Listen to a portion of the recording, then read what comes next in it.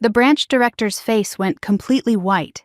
His hands trembled as he reached for the phone on his desk, and I watched him exchange a look with the woman beside him, the company attorney, that made my stomach drop through the floor. They had brought me into this private conference room 20 minutes ago.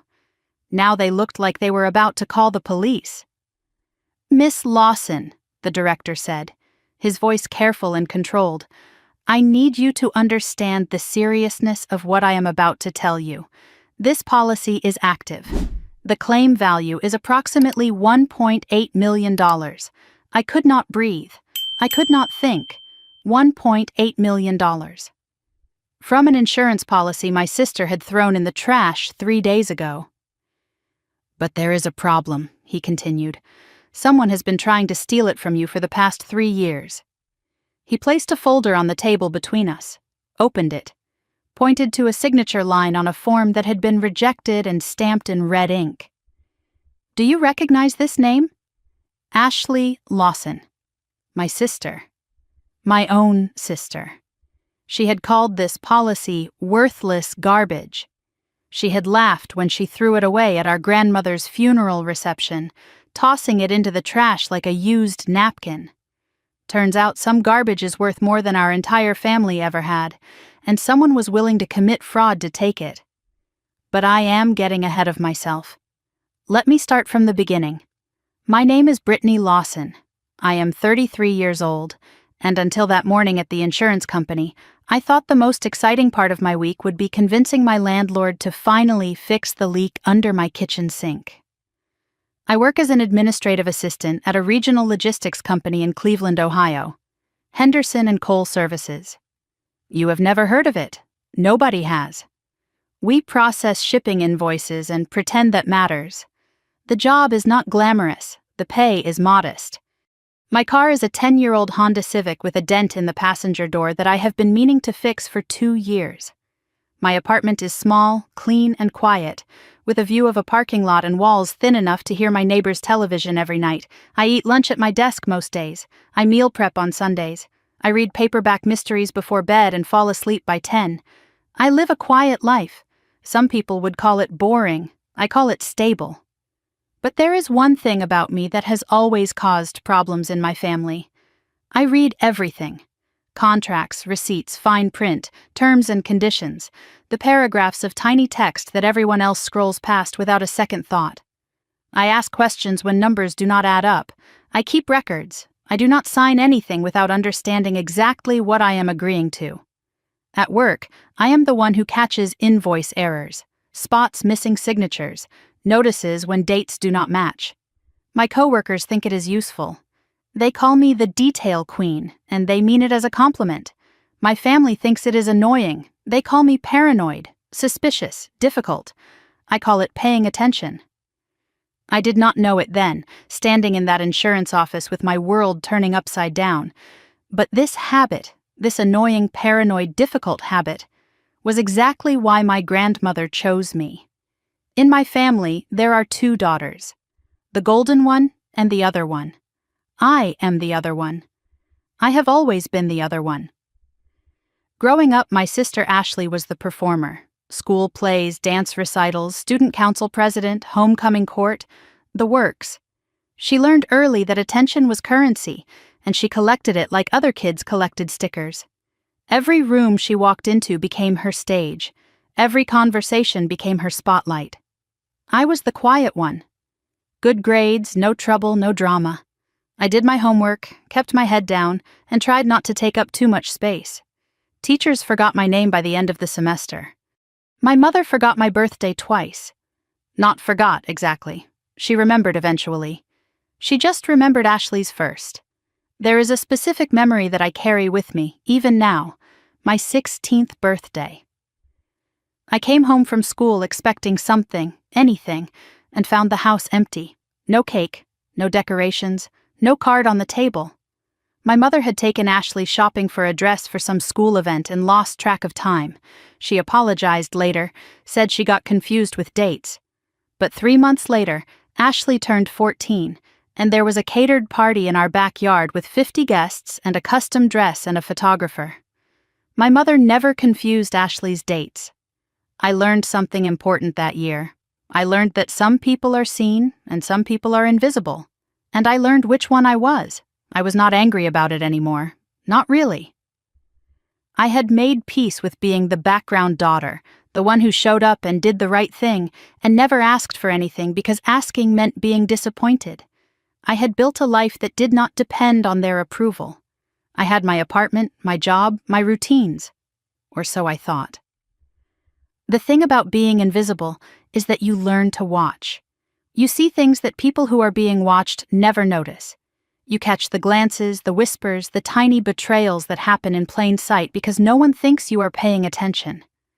I saw how Ashley looked at our grandmother when she thought no one was watching, calculating, measuring, like she was trying to figure out what she could get. And I saw how our grandmother looked back, sharp eyes that missed nothing. Waiting. My grandmother was Margaret Lawson. She was 82 years old when she died, and she was the only person in my family who ever made me feel like I existed. She was a widow, had been for decades. My grandfather Franklin passed away before I was born, so I never knew him except through photographs and the stories Margaret told. She lived alone in a small Cape Cod house in Lakewood, a suburb just west of Cleveland, with a garden she maintained herself until her hip gave out last year. Margaret was a retired bookkeeper. She had worked for a manufacturing company for 35 years, tracking numbers, balancing ledgers, finding discrepancies that other people missed. Numbers were her language. She used to say she could smell a math error from across the room. Everyone assumed she had nothing. Just an old woman living on Social Security and whatever savings she had scraped together. She dressed simply. She drove the same car for 15 years. She clipped coupons from the Sunday paper and brought her own bags to the grocery store. She never asked anyone for money. She never complained about being broke. She paid her bills on time every time, and if you asked her how she was doing, she would smile and say she was doing just fine. Looking back, I should have wondered how. I visited her once a month, sometimes more. Not because anyone asked me to or expected me to, but because I wanted to. We would sit in her small kitchen with cups of tea between us, and she would ask me about my life. Not my job, not my plans, not whether I was seeing anyone. My life. How I was feeling, what I was thinking, what made me happy. She never compared me to Ashley. She never asked why I was not married or promoted or more successful. She just listened. And when I talked, she looked at me like what I was saying actually mattered. Over the past year, she had started saying things that seemed strange at the time. Small comments that I did not know how to interpret. She would look at me with those sharp eyes and say things like, "You are the careful one, Brittany. That is rare." Or, "Most people believe what they want to believe. You believe what you can prove." I thought it was just grandmother wisdom. The kind of thing old people say when they are feeling philosophical. Then, 2 months before she died, she said something I could not forget. I was visiting her at the house, sitting in her kitchen like always, and she reached across the table and took my hand. Her grip was surprisingly strong for a woman her age. Her eyes locked onto mine and she said, "When I am gone, they will tell you I left nothing. Don't believe them." I asked her what she meant. She just smiled, that knowing smile that always made me feel like she could see right through me. "Promise me you will come when they call you, and promise me you will not believe everything they tell you." I promised. I did not understand why, but I promised. The phone call came on a Tuesday night. I was in my apartment making dinner, nothing special, just pasta with jarred sauce and whatever vegetables were about to go bad in my refrigerator. The television was on in the background, some reality show I was not really watching, and my phone buzzed on the counter. My mother's number. I almost did not answer. Calls from Karen were rarely good news. They were usually complaints about something I had done wrong or requests for favors that somehow never got returned, or updates about Ashley's latest achievement that I was supposed to be impressed by. But something made me pick up. Her voice was flat, businesslike, the way she sounds when she is handling something unpleasant and wants to get it over with as quickly as possible. "Your grandmother passed away this morning. The funeral is Thursday at 2. Greenwood Chapel. Do not be late. Click. The call ended. No, I am sorry. No, are you okay? No, I know you loved her. Just logistics. Scheduling. Do not be late. That was my mother's way of handling death. Handle it like an appointment. Move on. I stood in my kitchen with the phone still in my hand, and the pasta water boiling over on the stove. I did not notice until the hissing sound broke through the fog in my head. I turned off the burner, sat down at my small kitchen table. Let myself feel it. My grandmother was gone. The only person in my family who made me feel seen. The only person who asked how I was doing and actually wanted to hear the answer. She was gone, and I was alone. That night, I could not sleep. I lay in bed staring at the ceiling, thinking about the last time I saw her, thinking about the things she said that I did not understand. When I am gone, they will tell you I left nothing. Don't believe them. What did that mean? What was she trying to tell me? Around 11, my phone buzzed on the nightstand.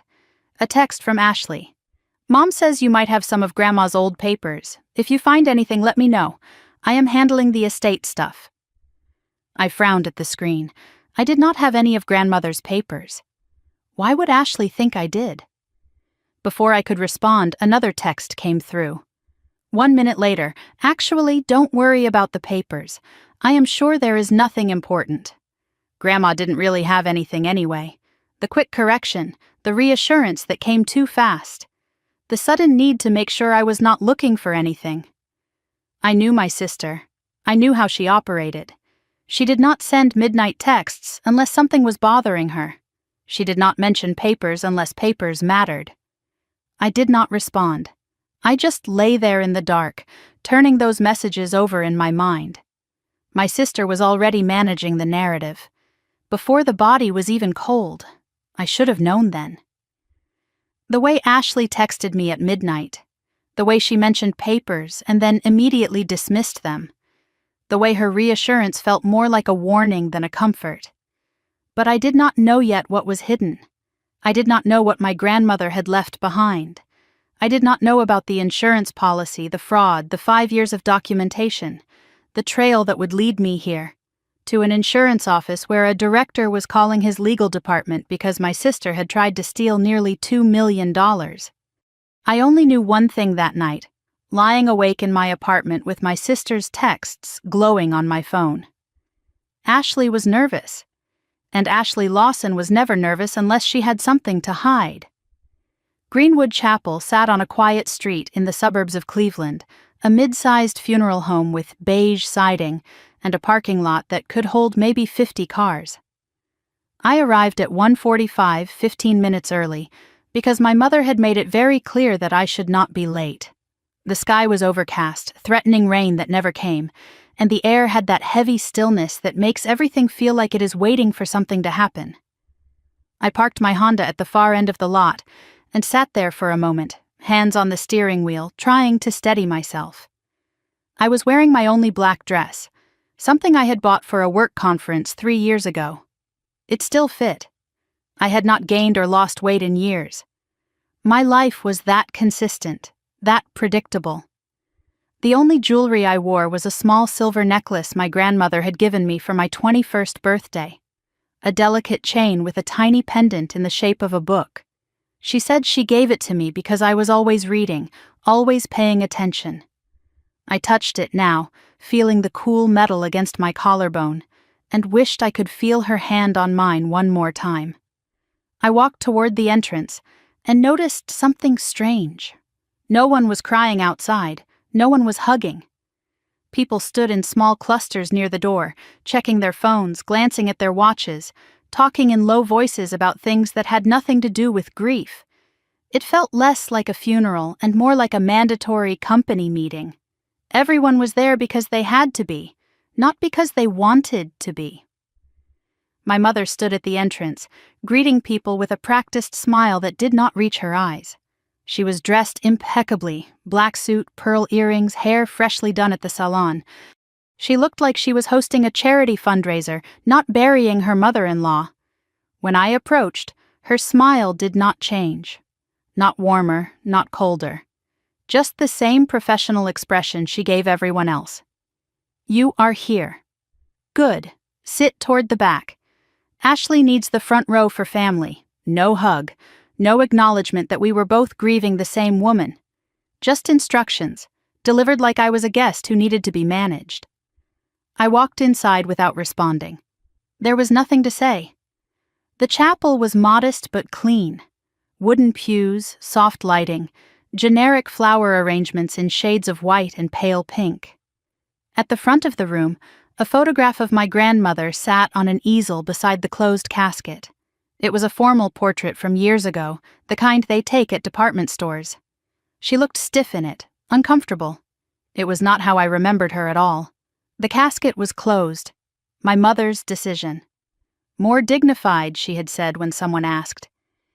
I had wanted to see my grandmother one last time, to say goodbye to her face instead of a wooden box. I was not asked. I found a seat in the back row, alone, and watched the room fill up. Distant relatives I saw once a year at holidays, neighbors from my grandmother's street, a few people I did not recognize at all. Everyone moved quietly, speaking in hushed voices, waiting for the service to begin. 10 minutes before 2, the side door opened, and Ashley made her entrance. She was wearing a black designer dress that probably cost more than my monthly rent. Her makeup was subtle but perfect, applied in a way that made her look tragic and beautiful at the same time. She walked slowly, dabbing at her eyes with a tissue, every movement calibrated for maximum impact. Every head turned, every eye followed her to the front row. My sister did not walk into rooms, she made entrances. Ashley hugged our mother tightly, a long embrace that lasted exactly long enough for everyone to see how close they were. She whispered something that made Karen nod with visible emotion. Then she turned to greet the other relatives, each interaction perfectly measured. A hug for Uncle Robert that lasted 3 seconds, a gentle hand on Aunt Patricia's shoulder with a sad smile, a brave nod to the neighbors who offered their condolences. She knew exactly how long to hold each embrace, exactly when to let the tears fall, exactly how to make everyone in that room believe she was devastated by this loss. I watched from the back row and thought about the last time Ashley had actually visited our grandmother. 6 months ago. She had stayed for 20 minutes, complained about the drive, and left without finishing her tea. My grandmother had mentioned it to me afterward. "Your sister was in a hurry," she said. "She always is." Now here Ashley was, performing grief like she had rehearsed it for weeks, and everyone was buying it. During one of her tearful embraces, Ashley's eyes drifted to the back of the room. They found mine for half a second. The tears were still there, glistening perfectly, but behind them I saw something else. Something cold, calculating, watching. Then she looked away and continued her performance. That look lasted less than a second. But I felt it. She was keeping track of me, even while she played the grieving granddaughter. And I did not know why. The service began at 2 o'clock exactly. A pastor I had never seen before took the podium, opened a folder of notes, and began speaking about a woman he clearly did not know. He called her a woman of faith, a devoted member of her family, someone who lived a simple life and asked for nothing. He did not mention that she had worked as a bookkeeper for 35 years. He did not mention that she could add columns of numbers in her head faster than most people could use a calculator. He did not mention that she played chess, that she loved mystery novels, that she made the best lemon cookies I had ever tasted. He just read from his notes, filling the air with words that could have been about anyone. When my mother took the podium, I hoped for something more personal, something real. But Karen spoke for exactly 4 minutes, thanking everyone for coming, mentioning Margaret's quiet dedication and modest expectations. She never wanted much, my mother said. She lived simply and asked for nothing. I sat in the back row and thought, that was not modesty, that was strategy. But no one in this room knew the difference. Ashley did not give a speech. She did not need to. She sat in the front row, visible to everyone, crying at all the right moments. She held our mother's hand when Karen returned from the podium. She was the image of a supportive, grieving granddaughter, without ever saying a word. No one asked me to speak. No one looked at me for a reaction. I had visited my grandmother more than anyone in that room. I had listened to her stories, held her hand, brought her groceries when her hip was bad. But in this room, I did not exist. The service ended at 2:43, 43 minutes. They could not even give her a full hour. The reception was held in a fellowship hall adjacent to the chapel. Long tables covered with mediocre catering. Dry sandwiches, store-bought cookies, coffee that tasted like it had been sitting in the pot since morning. My grandmother would have hated it. She made everything from scratch. I stood near the back of the room with a paper plate of food I was not going to eat, watching the crowd mill around and waiting for permission to leave. A few distant relatives approached me with brief condolences and awkward small talk. "Sorry for your loss. She was a good woman. Are you still working at that company?" No one really wanted to know. They were just filling silence. I was about to make my escape when I noticed something across the room. Ashley and my mother, huddled together near the coffee station, speaking in voices too low for anyone else to hear. Their heads were close together, their expressions serious. I moved toward them without thinking, staying behind a large floral arrangement so they would not see me. I stopped when I was close enough to hear. Ashley's voice, low and urgent. "Did you check if she left anything else? Any other documents?" Karen's response, calm and reassuring. "I went through the house yesterday. There is nothing we missed." Ashley again. "What about the lawyer? Did he say anything?" Karen. "He said everything is handled. The will is simple. House goes to me as next of kin. Everything else is negligible." A pause. Then Ashley asked, "And Brittany?" Karen's voice turned dismissive. "What about her?" Margaret did not have anything to leave anyone. Another pause. Then Ashley, quieter. "Good. Let's keep it that way." They moved apart, returning to their separate performances, and I stood behind the flowers with my heart beating faster than it should have been. They were not grieving. They were securing. I did not understand yet what they were looking for. I did not know about the insurance policy, the fraud, the years of attempted theft. But I knew that something was wrong. The urgency in Ashley's voice, the careful way Karen reassured her, the relief when they agreed that everything was handled. They were protecting something, or hiding something, and they did not want me anywhere near it. I was still processing what I had heard when an older man approached me. Late 60s, silver hair, wearing a suit that was expensive but not flashy. He moved with purpose, his eyes scanning the room before settling on me. "Miss Lawson? Brittany Lawson?" I nodded, unsure who he was. He stepped closer, positioning himself so his back was to the room, so no one could see our conversation. "I am Harold Brennan," he said quietly. "I was your grandmother's attorney for the past 12 years. My grandmother had an attorney? I did not know she had an attorney. Most people did not, he said. She preferred it that way. He glanced over his shoulder, checking that Ashley and Karen were not watching, then reached into his jacket and pulled out an envelope. Old, yellowed, the edges worn soft with age. "Your grandmother gave me very specific instructions. I was to wait until the funeral, find you personally, and give you this." He pressed the envelope into my hands. She was very clear that it should go only to you, no one else. I looked down at the envelope, feeling its weight. Something was inside, folded papers, documents of some kind. "She said you would know what to do with it," Harold continued. His voice was barely above a whisper now. "And she told me to remind you of something. Papers do not lie. People do." Before I could ask any questions, he straightened up and stepped back. "Your grandmother trusted you, Miss Lawson. Do not let her down." Then he turned and walked away, disappearing into the crowd like he had never been there at all. I stood alone, holding the envelope, my mind racing. What was this? Why me? Why the secrecy? I started to open it, curiosity overwhelming caution, when a hand shot out and snatched it from my grip. Ashley. She had crossed the room without me noticing, moving with that predatory focus I had seen glimpses of my whole life.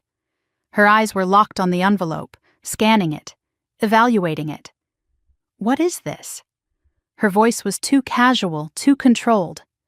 Before I could answer, she pulled out the contents. Old papers, yellowed with age.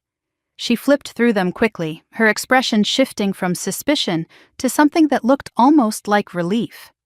An old insurance policy? She laughed, but it was not a real laugh. Grandma kept so much junk. She probably forgot she even had this. She looked at me with something that was supposed to be pity but felt more like dismissal. These things expire, you know. It is worthless. Harold Brennan gave it to me, I said. He said Grandma wanted me to have it specifically. Ashley's eyes flickered at the mention of Harold's name. Just for a moment. Then she recovered. Harold who? Some random lawyer? Grandma did not have a lawyer. She was barely getting by on Social Security. There is no money here, Brittany.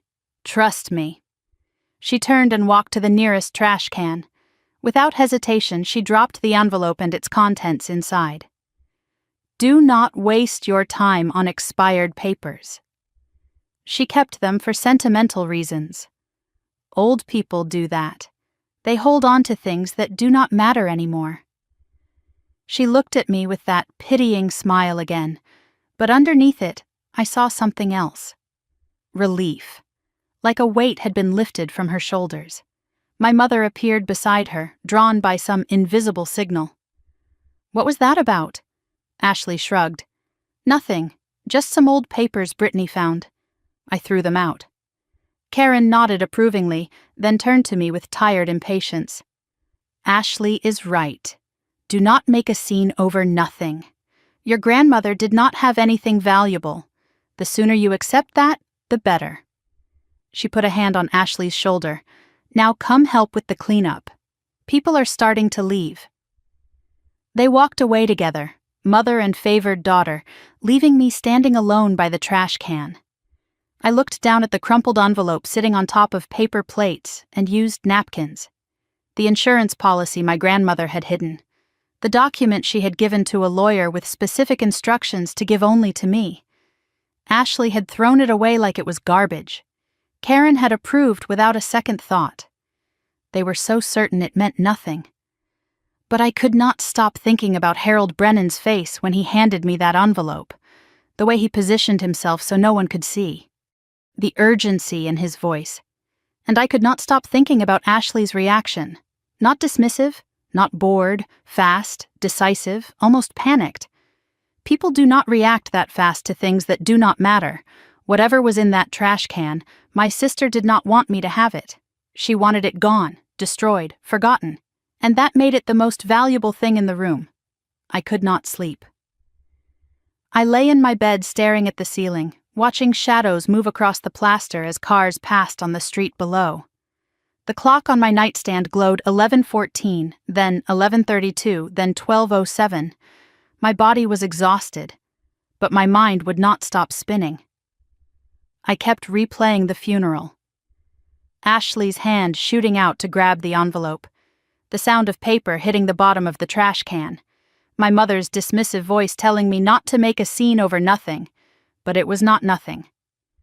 I saw Ashley's face when she looked at that policy. I knew what her dismissal looked like. I had been on the receiving end of it my entire life. This was different. This was elimination. She did not throw that policy away because it was worthless. She threw it away because she needed it to disappear. The speed of it, the decisiveness. No hesitation, no second thought, just a straight line from her hand to the trash. People do not react that fast to things that do not matter. They shrug, they set it aside, they forget about it. Ashley did not forget. Ashley eliminated. And I could not stop thinking about Harold Brennan, the way he found me specifically, the way he positioned himself so no one could see our conversation, the careful, deliberate way he handed me that envelope and told me my grandmother wanted only me to have it. Papers do not lie, he said.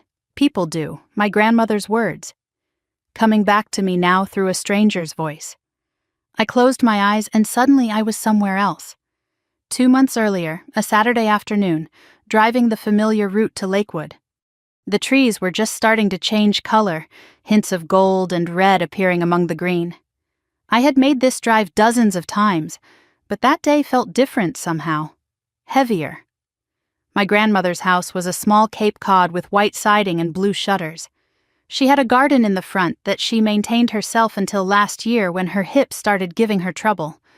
Now it was slightly overgrown, dandelions pushing up through the flower beds, grass creeping onto the walkway. I always offered to help with the weeding. She always refused. "I am not dead yet," she would say. "I can still pull a dandelion." That day, I let myself in with the spare key she kept under the third porch step. The house smelled like it always did, lemon furniture polish and the faint ghost of pipe tobacco from decades ago. My grandfather had smoked a pipe. The scent never fully left the walls. She was in the kitchen, sitting at the small table by the window, tea already made. 2 cups. She always knew when I was coming. "You are right on time," she said. "Sit down. I made those lemon cookies you like." She looked thinner than the last time I visited, moving slower. But her eyes were the same, sharp, alert, missing nothing. We talked for a while about small things, my job, the weather, a book she was reading. Then she reached across the table and took my hand. Her grip was stronger than I expected. "Your sister has been coming around more lately," she said. I was surprised. Ashley barely visited. Maybe twice a year, and only when she needed something. "She has been helping me with paperwork," my grandmother continued, very eager to help. There was something in her voice. An edge, almost sarcastic. She thinks I do not notice things anymore, that I am too old to pay attention. She paused, those sharp eyes locked onto mine. "I notice everything, Brittany. I did not know what to say." I waited. I have watched this family for 82 years. I know who is real and who is performing. Your sister performs. She always has. Even as a little girl, she knew how to make people see what she wanted them to see. She squeezed my hand tighter. "But you are different. You look for what is true. That is why I need you to remember something." I leaned closer, hanging on every word. "When I am gone, they will tell you I left nothing, that everything is handled. Do not believe them." "Grandma, what do you mean?" She smiled, that knowing smile that always made me feel like she could see right through me. "Papers do not lie, Brittany. People do. Whatever they give you, whatever they tell you to throw away, look at it first. Really look." I asked her to explain. She just patted my hand. "You will understand when it matters." I opened my eyes. The ceiling of my apartment was still there, the same shadows, the same silence. But my grandmother's voice was echoing in my head like she was sitting right beside me. "Papers do not lie. People do. Whatever they tell you to throw away, look at it first." Ashley had told me to throw it away. Ashley had thrown it away herself, right in front of me, without even reading it properly. The clock read 3:47 in the morning. I had not slept at all. Part of me said I was being paranoid. Ashley was right. Old people keep worthless papers. Insurance policies expire. It was probably nothing. But another part of me remembered Harold Brennan's face, the urgency in his voice, the way he looked over his shoulder to make sure no one was watching. My grandmother had kept that policy for a reason. She had hidden it with a lawyer for 12 years and given specific instructions for it to come to me. Only me. If it was worthless, why all the secrecy? Why the specific instructions? Why did Ashley need it gone so fast? I threw off the covers and got out of bed. I got dressed in the dark, jeans, old sweater, comfortable shoes. I grabbed my car keys from the hook by the door and checked the time. 4:12 in the morning. The funeral home would be empty. The trash would not have been collected yet. If I was going to do this, it had to be now. The drive to Greenwood Chapel took 20 minutes. The streets were nearly empty, just the occasional delivery truck or early morning commuter. Cleveland in the pre-dawn gray, streetlights still on, everything quiet and waiting. My Honda made that familiar rattle on the highway, the one I kept meaning to get checked. I drove with the radio off. I needed to think. I arrived at the funeral home just as the first light was breaking over the horizon. The parking lot was empty except for one car near the back entrance, probably night security or a custodian. I parked at the far end, near the service entrance I remembered from the reception. Sat in the car for a moment, heart pounding, questioning every decision that had led me here. This was either the smartest thing I had ever done or the most ridiculous. Only one way to find out. I got out of the car and walked quickly toward the side of the building. The service entrance was near the kitchen. I remembered seeing staff come in and out during the reception, carrying trays and trash bags. There was a large dumpster against the wall. Green metal, lid closed but not locked. No one around, no one watching. I stood there for a moment, looking at that dumpster, thinking about what I was about to do.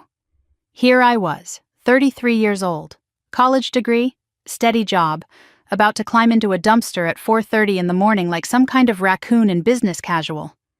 My grandmother would have been proud, or horrified, possibly both. I hoisted myself up, swung one leg over the edge, and dropped inside. The smell hit me immediately. Stale food, coffee grounds, wilted flowers from the arrangements.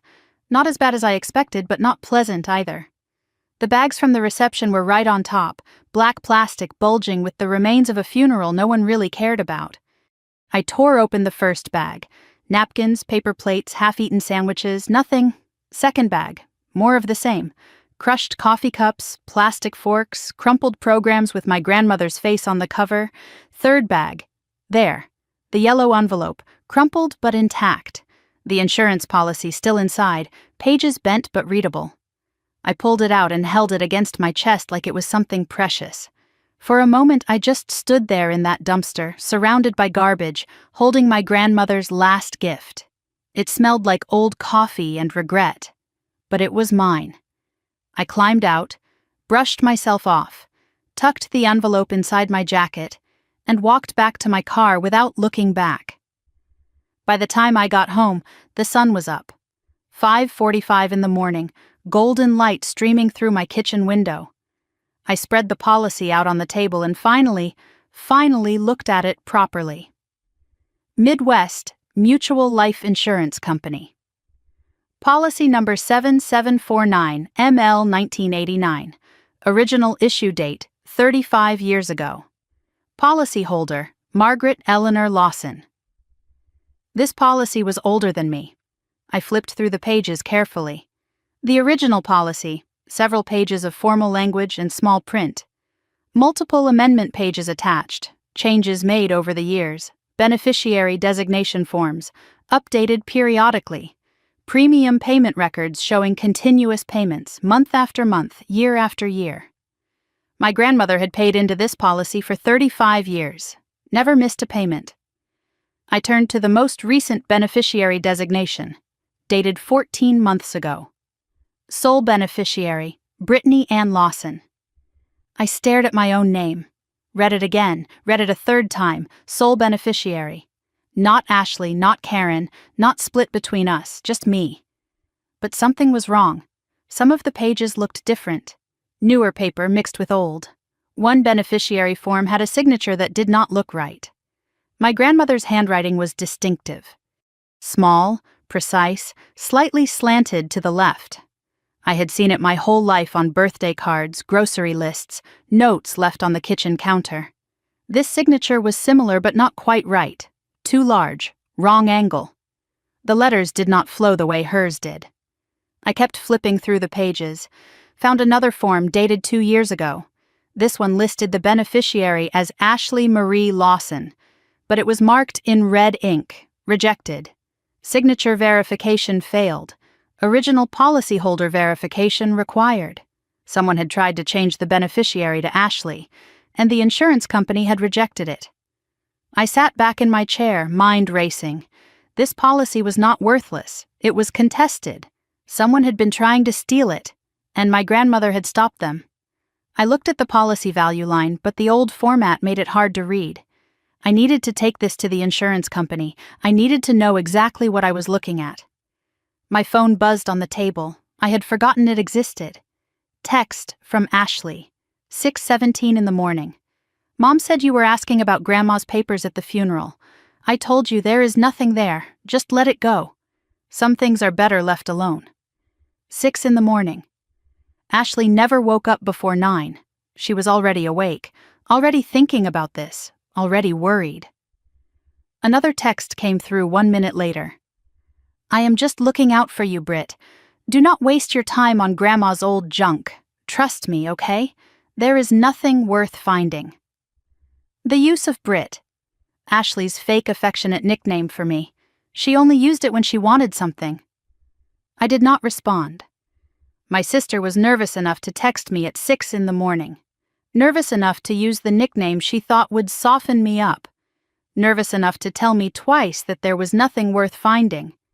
Which meant there was definitely something worth finding. I gathered the policy pages carefully and placed them back in the envelope. Opened my laptop and searched for Midwest Mutual Life Insurance. Company still exists.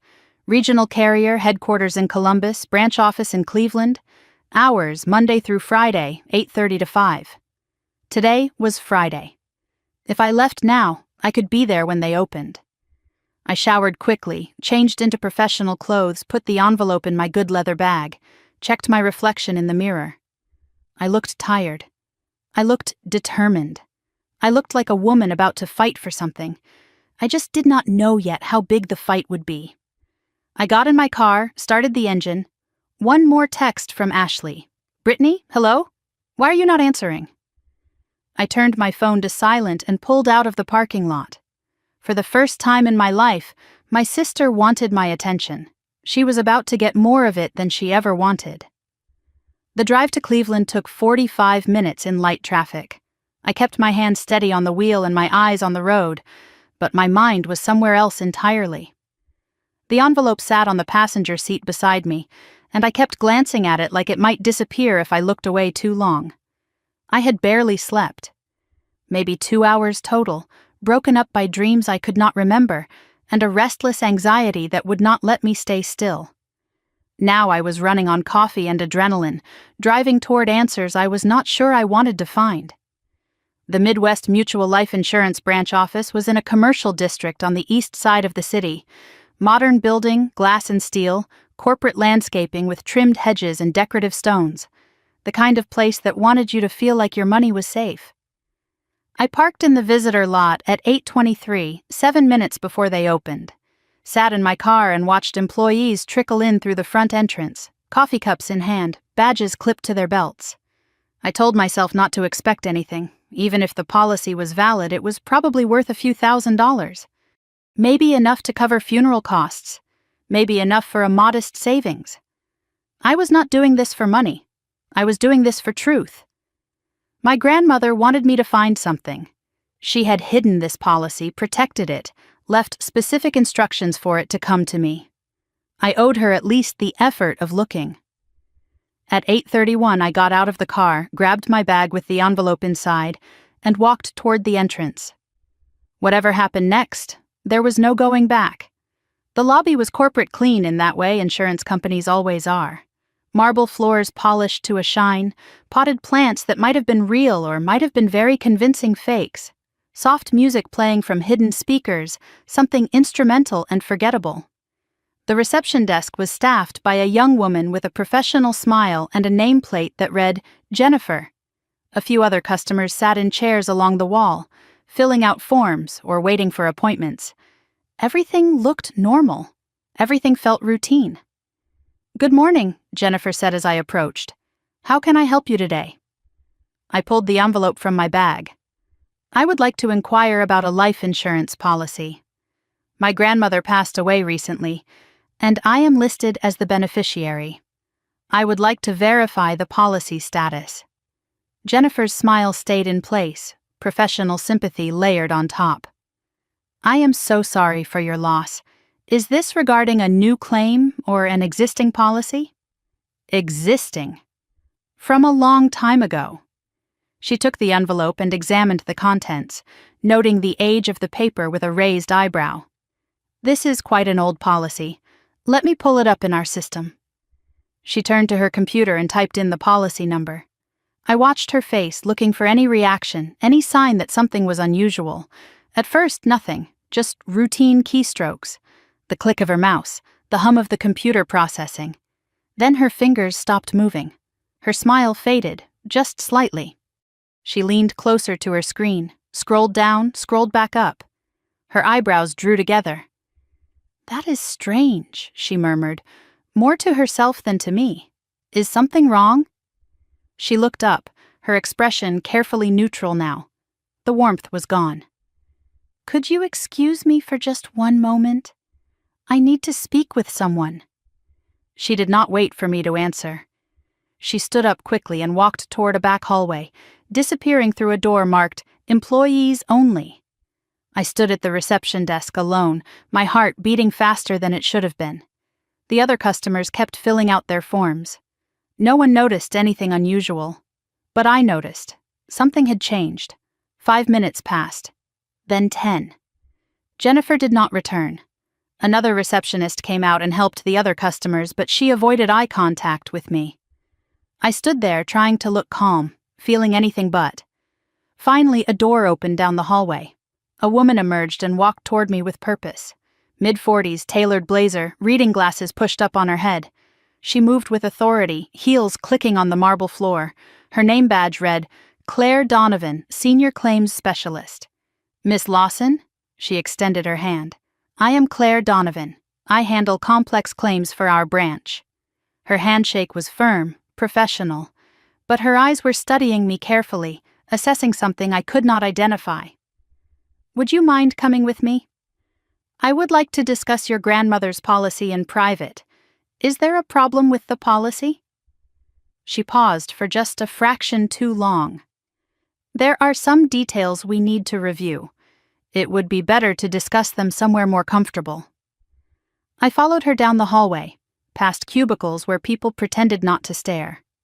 She led me to a small conference room with glass walls, blinds already drawn for privacy. A table with 4 chairs, a pitcher of water, notepads arranged precisely. "Please, have a seat." "Can I get you anything? Water? Coffee?" I sat down across from her. "I would like to know what is going on." Claire settled into her chair and folded her hands on the table. Her expression was serious but not hostile. "Miss Lawson, I need to verify some information first. This is standard procedure for claims of this nature." "What nature?" She did not answer directly. Instead, she opened a folder she had brought with her. "May I see your driver's license?" I handed it over. She compared it to something in her folder, checking details I could not see. "Your full legal name is Brittany Ann Lawson?" "Yes." "Date of birth? March 15th, 1992. Social Security number?" I hesitated for a moment, then provided it. She checked it against her records. "And Margaret Eleanor Lawson was your grandmother, your father's mother?" "Yes." "My father was David Lawson. He passed away 8 years ago." Claire made a note. "I am sorry. That matches our records." "Your records? You have records about my father?" "We have records about everything, Miss Lawson. That is what insurance companies do." She examined the original policy I had brought, holding certain pages up to the light, comparing signatures to something in her folder. She took photos of several pages with her phone. "This appears to be the original policy document. It matches what we have on file." "Then everything is in order? The policy is valid?" Claire set down the papers, removed her reading glasses, looked at me with an expression that was hard to read, not hostile but serious. Concerned, maybe. "Miss Lawson, this policy is very much valid. But before I tell you more, I need to make a phone call." She excused herself and stepped into the hallway. Through the glass, I could see her talking on her cell phone, expression serious, gesturing with one hand. The call lasted several minutes. I sat alone in that conference room, surrounded by corporate neutrality, and tried to slow my breathing.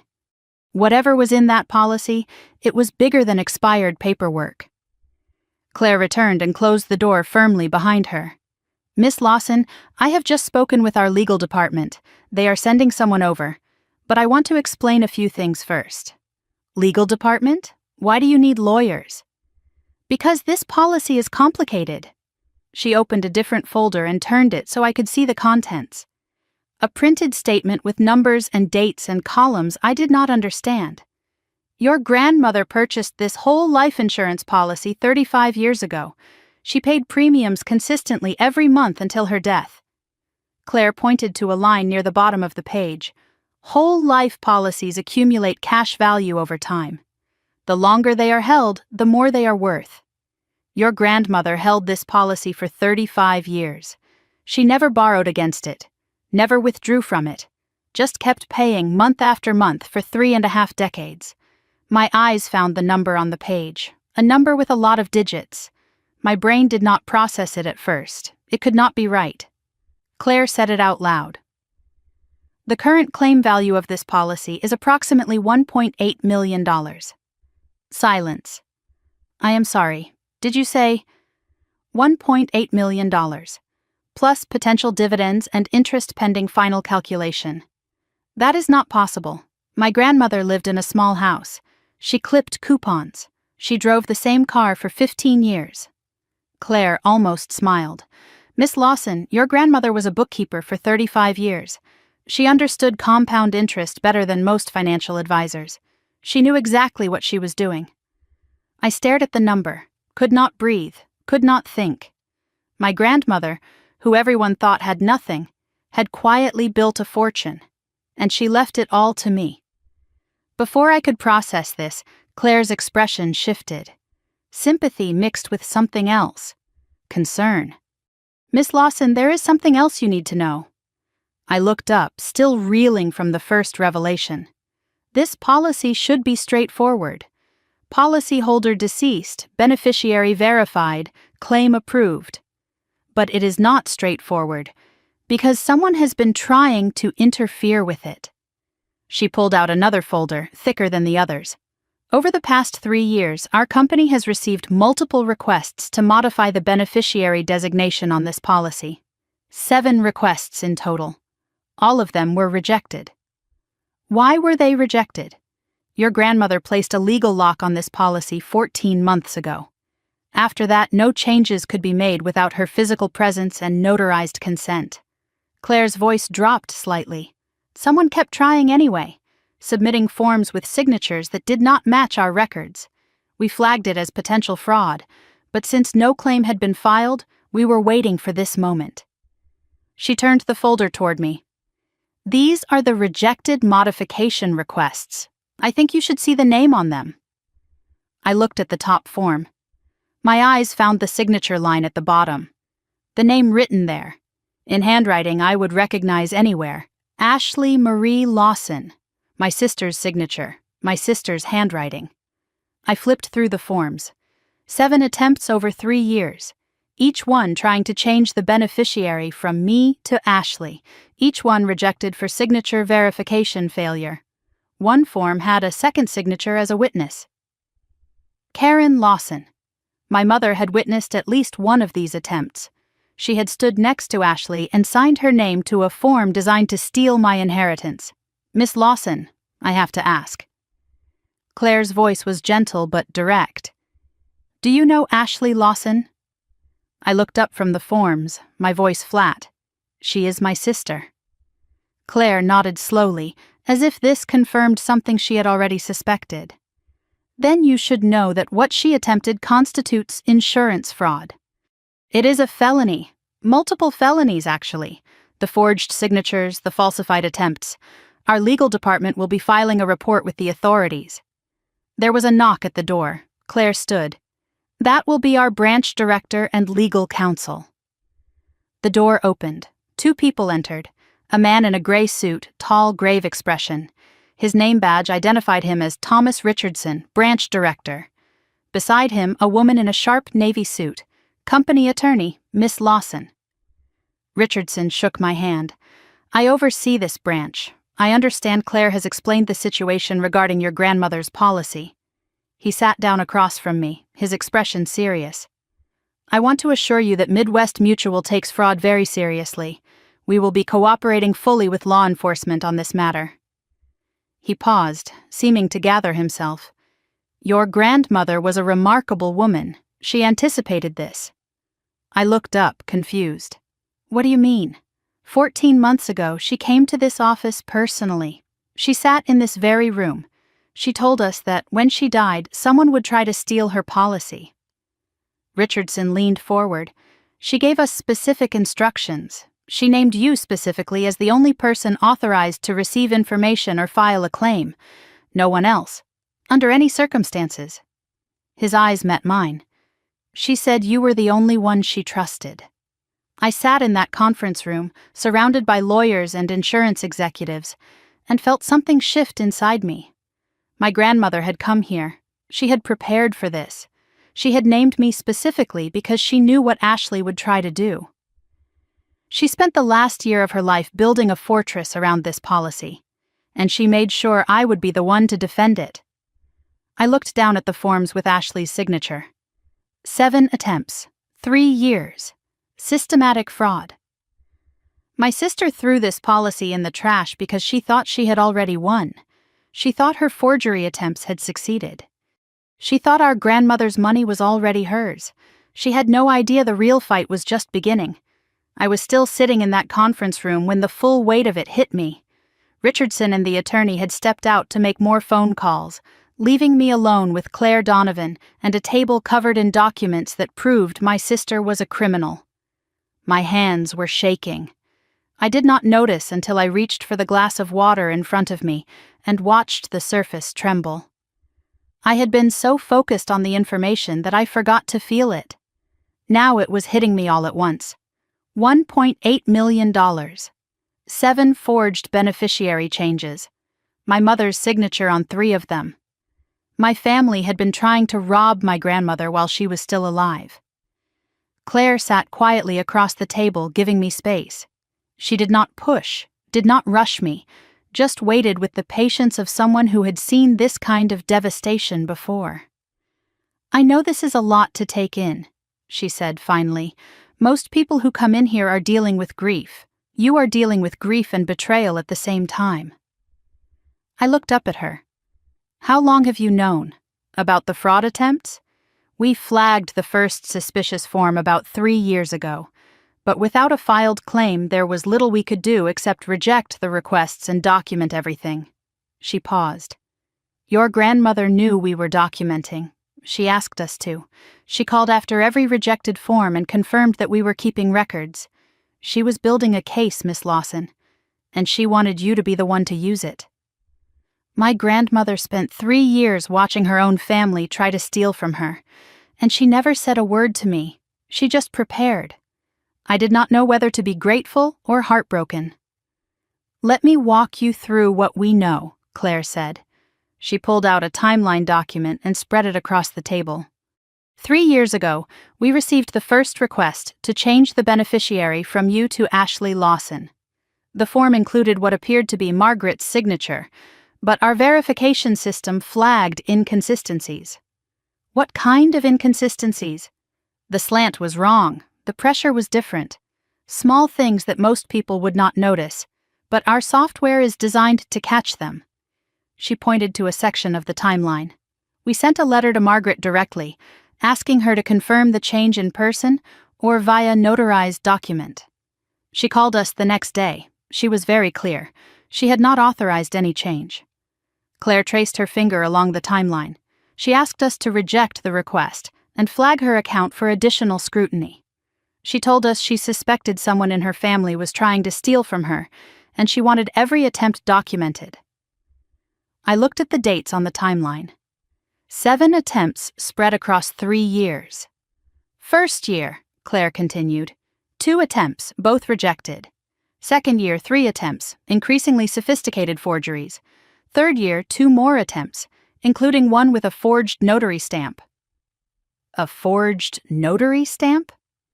Claire nodded, her expression darkening. The notary's name was Gerald Vance. When we contacted him, he said he had notarized documents for a young woman matching Ashley's description.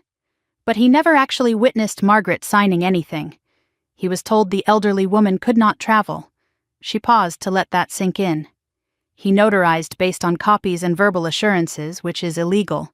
He has since had his license revoked. Your sister did not just forge signatures, Miss Lawson. She corrupted other people into her scheme. I felt sick. My sister had not just tried to steal. She had built a system. She had lied to professionals, broken laws, dragged innocent people into her crimes. And my mother had helped. Your mother's signature appears as a witness on 3 of the 7 forms, Claire said, as if reading my mind. We cannot determine if she knew the signatures were forged, but her participation raises questions. I stared at the documents. My mother stood next to my sister and watched her forge my grandmother's name. Either she knew and helped, or she did not look closely enough to notice. I was not sure which was worse. The door opened and the company attorney returned. Patricia Wells, she introduced herself, sitting down beside Claire. Miss Lawson, I need to explain what happens next from a legal perspective. She opened her own folder, All Business. What your sister attempted constitutes insurance fraud under Ohio law. It is a felony. The forged signatures and falsified notarization add multiple forgery charges. If your grandmother had died before she locked the policy, and Ashley had successfully claimed the money, we would be looking at theft of nearly $2 million. She let that number hang in the air. As it stands, she is looking at attempted fraud, multiple counts of forgery, and potentially elder financial abuse. Elder financial abuse. The words made my stomach turn. My sister had tried to steal from an 82-year-old woman, her own grandmother. Midwest Mutual has a legal obligation to report suspected insurance fraud to the Ohio Department of Insurance, Patricia continued. From there, it typically moves to the county prosecutor's office. We will be cooperating fully with any investigation. She looked at me directly. You are not required to do anything. The company will file its report regardless. But if you choose to provide a statement or cooperate with investigators, it would strengthen the case. This is your decision. Take time to think about it. I nodded slowly, overwhelmed. She was asking me to help send my sister to prison. A week ago, that thought would have seemed impossible. Now, sitting in this room, looking at those forged signatures, it felt like the only option. I left the insurance office just after noon. 2 hours had passed since I walked in. It felt like 2 years. The sun was bright, too bright, and I squinted against it as I pushed through the doors and walked toward my car. I felt like I was emerging from underground, from some dark place where terrible secrets lived. I sat in the driver's seat but did not start the engine. Just sat there, breathing. I had come here hoping the policy was not expired. I left knowing I was a millionaire and my sister was a criminal. Neither of those things felt real yet. I looked at my phone. 17 missed calls from Ashley, 9 from Karen. I did not listen to any of the voicemails, not yet. I was not ready. But there was one call I needed to make. Harold Brennan's face flashed in my mind. The way he found me at the funeral. The way he said my grandmother had trusted me with this. He knew something. He had to know something. My grandmother had a lawyer for 12 years. He did not just deliver an envelope. I found his business card in my bag. Simple white card, black text. Harold Brennan, attorney at law, estate planning and elder law. Small office address in Lakewood. I dialed before I could overthink it. He answered on the second ring. Miss Lawson, I was wondering when you would call. You knew, didn't you? About the insurance policy. About what Ashley was doing.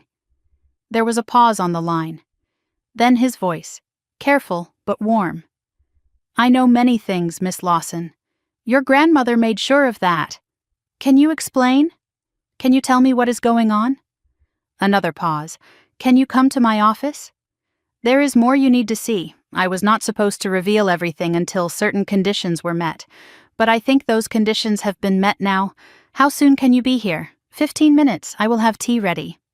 Harold Brennan's office was in a converted Victorian house in Lakewood, just 15 minutes from the insurance company. I parked on the street and walked up creaky wooden steps to a door with a brass nameplate. Harold Brennan, attorney at law. By appointment only. I rang the bell. Harold opened the door himself. No receptionist, no staff visible, just an old man in a cardigan, glasses perched on his nose, looking at me with eyes that held more knowledge than I could imagine. Come in, come in. I made tea. Your grandmother always preferred tea. The office inside was organized chaos. Floor-to-ceiling bookshelves stuffed with law books and files, stacks of papers on every surface, an old wooden desk buried under documents. It smelled like leather and old paper and something that might have been pipe tobacco from decades past. He gestured to a worn leather chair across from his desk. I sat down and accepted the tea he offered. Chamomile, my grandmother's favorite. You knew my grandmother well. 12 years. He settled into his own chair, cradling his cup. She came to me when she first suspected something was wrong. Most of my clients want to protect their assets from nursing homes or taxes. Margaret wanted to protect hers from her own family. I took a sip of tea, letting the warmth steady me. I have been practicing elder law for 35 years, Miss Lawson.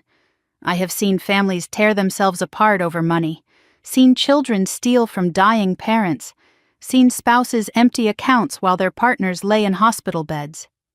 He shook his head slowly. Your grandmother was different. She did not want revenge. She wanted justice, and she wanted to protect you. Why me? Why not just cut Ashley out and forget about it? Harold set down his teacup. Because your grandmother believed that truth matters more than peace. She could have changed her will quietly, left everything to charity, avoided the whole mess. He looked at me with something like admiration. But she said something to me once that I have never forgotten. She said, Ashley needs to face what she has done, not for punishment, for her soul. He smiled sadly. Your grandmother was a bookkeeper, Miss Lawson, but she thought like a philosopher. He opened a drawer in his desk and pulled out a thick folder, set it on the desk between us. The label on the front read, Margaret Lawson, Comprehensive Estate Plan. The insurance policy was just the beginning, Miss Lawson. He opened the folder. Your grandmother came to me 5 years ago when she first discovered Ashley's activities. Over the next 5 years, we built a complete protection plan. He began listing items, pointing to documents as he spoke. The insurance policy, which you now know about, but also a living trust, a protected savings account, instructions for her house, and a safety deposit box. Everything your grandmother owned, except for a few personal items, was placed in a revocable living trust. You are the sole trustee and sole beneficiary. Ashley and Karen are specifically excluded, with documentation explaining why. He pulled out another document. The house, the savings account, any remaining assets, all yours. I stared at the papers, trying to process. There is more, he continued. Separate from the insurance policy, Margaret maintained a savings account at First National Bank.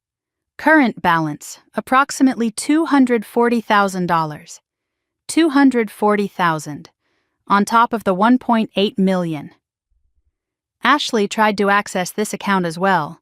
She was rejected because she was not an authorized signer. Your grandmother added you as a joint account holder 3 years ago. You may not have noticed. She said she did not want to worry you. I did not notice. I never looked at any joint accounts. I did not know I had any. Harold reached into the folder again and pulled out a small envelope. Inside was a brass key, old but well-maintained. This is the key to your grandmother's safety deposit box at First National Bank. She told me to give it to you only after you understood the full scope of what Ashley had done. He placed the key in my palm. It was small, warm from being in the envelope, in the drawer, waiting for this moment.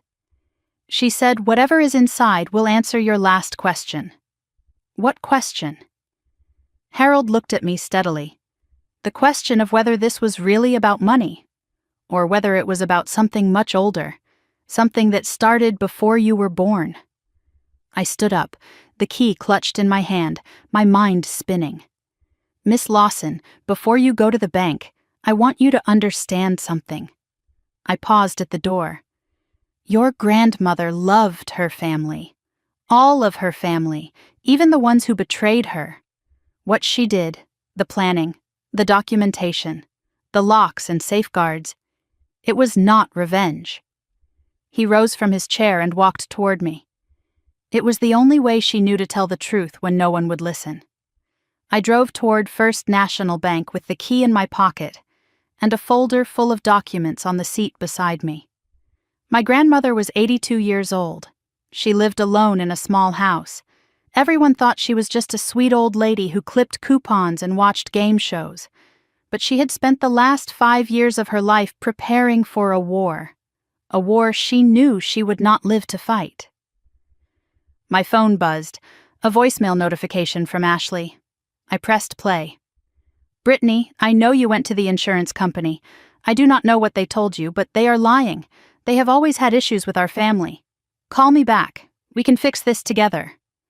I deleted the message without responding. My sister still thought this was something she could talk her way out of. She had no idea what grandmother had left in that box. Neither did I. But I was about to find out. First National Bank was the kind of place where people whispered and wore suits. The main branch sat in downtown Cleveland, all marble floors and brass fixtures and high ceilings that made you feel small. Old money architecture. The kind of building designed to make you trust that whatever you put inside would be safe forever. I parked in the garage and walked through the lobby with the key in my pocket, feeling its weight with every step. Small brass key, warm against my thigh. Harold's words echoing in my head. Something much older. Something that started before you were born. I did not know what I was about to find. Part of me was not sure I wanted to know. The customer service area was staffed by a woman in her 50s with reading glasses on a chain around her neck. Her nameplate said, "Dorothy." "I need to access a safety deposit box. I have the key and documentation." She examined my driver's license, the key, the papers Harold had provided. Then she typed something into her computer and paused, looking at the screen with recognition. Margaret Lawson's box. She was a lovely woman. We were sorry to hear she passed. You knew her? She came in every few months, always so organized, always so deliberate, like she was checking on something important. Dorothy led me through a heavy door and down a corridor lined with brass-fronted boxes stacked floor to ceiling. The air was cool, climate-controlled, smelling faintly of metal and old paper. "Number 247. I will give you privacy." She unlocked the outer door with the bank's key, and I inserted mine. The box slid out, heavier than I expected. Dorothy left me alone in a small private viewing room with harsh overhead light and a single table. I set the metal box down and sat there for a moment, hands resting on the cool surface. My grandmother had kept this box for decades. Whatever was inside, she wanted me to find it. She had planned for this moment, prepared for it, left instructions that would lead me here only after I understood what Ashley had done. I took a breath and opened the lid. It was not what I expected. No stacks of cash, no jewelry, no gold coins. Instead, I found documents, photographs, letters, a small leather journal with a worn cover. Everything was organized in labeled folders, color-coded, tabbed, dated. Even in death, my grandmother was a bookkeeper. I did a quick inventory. Folder 1, birth certificates and legal documents. Folder 2, financial records, historical. Folder 3, correspondence, private. Folder 4, for Brittany, read first. There was also a large manila envelope labeled, "The Truth About This Family." And at the bottom, a stack of old photographs held together with a rubber band. I picked up the photographs first. Black and white, some color but faded with age. People I did not recognize, standing in front of houses and cars from another era. But one photo caught my eye and made me stop breathing. A young woman, maybe in her 20s, with dark hair and a sharp smile. She was looking at the camera with an expression I knew intimately. Confident, calculating. Like she was already 3 steps ahead of whoever was looking at her. She looked exactly like Ashley. Same smile, same posture, same eyes. I turned the photo over. Written on the back in faded ink, Lorraine, 1962. I did not know anyone named Lorraine, but whoever she was, my sister could have been her twin. I set the photographs aside and reached for the folder marked, "For Brittany, read first."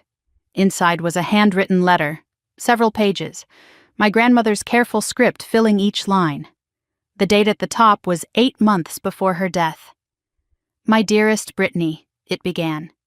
"If you are reading this, then the truth has finally found its moment. I have spent the last 5 years preparing for this day. I have watched, documented, and waited. I know you must have questions. Why did I choose you? Why did I not just confront Ashley? Why did I let this happen? The answers are not simple. But you deserve to know everything. What I am about to tell you goes back 40 years, long before you were born." I kept reading, my grandmother's voice in my head as clear as if she were sitting beside me. "Your family has a history of secrets, Brittany. Secrets that shaped who we all became. I am going to tell you about Lorraine, your mother's sister, the one no one ever mentions. And I am going to tell you why Ashley is the way she is. It is not an excuse. But it is an explanation. Sometimes understanding the past is the only way to survive the present.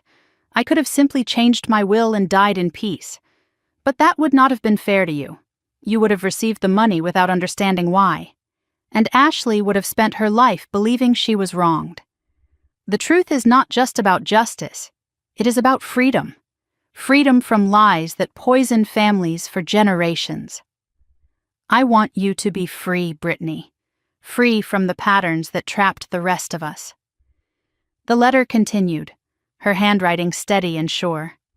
"I chose you because you are the only one in this family who values truth over comfort. Your mother chose comfort. Your sister chose greed. Your father, God rest his soul, chose silence.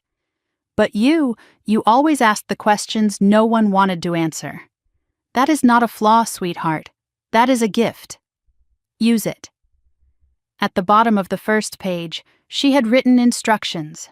Read the documents in order. Start with the truth about this family. It will hurt. But you need to know. And when you are finished, you will understand why I did what I did. You will understand everything. I set the letter aside and reached for the large manila envelope. My hands were trembling slightly as I opened it. Inside were typed pages, newspaper clippings, legal documents, more photographs. A timeline of events spanning 40 years. The first document was a newspaper clipping from 1983. The headline read, "Local Woman Convicted of Elder Fraud." Below it was a photograph of Lorraine, the same woman from the earlier picture, now older, being led from a courthouse in handcuffs. The article explained that Lorraine Mitchell had been convicted of systematically stealing from elderly clients at a financial services company where she worked. She had forged documents, manipulated account information, drained savings accounts. The judge called her crimes calculated and predatory. She was sentenced to 4 years in prison. I stared at the clipping, my mind struggling to process. "Your mother had a sister," my grandmother had written in the margins. "An older sister. She has never mentioned her to you." I kept reading through the documents. After Lorraine's conviction, the Mitchell family had disowned her completely. Karen never spoke of her again, pretended she did not exist. Lorraine was erased from family history like she had never been born. She died in 2001, alone, estranged from everyone who had ever known her. "Your mother buried her own sister twice," my grandmother had written, "once in silence, once in the ground." But there was more. A letter from 1989. Lorraine writing to Karen from somewhere, begging for forgiveness, asking to meet her niece. The baby, she called her. The baby was Ashley. Attached was a note in my grandmother's handwriting. Karen visited Lorraine in prison.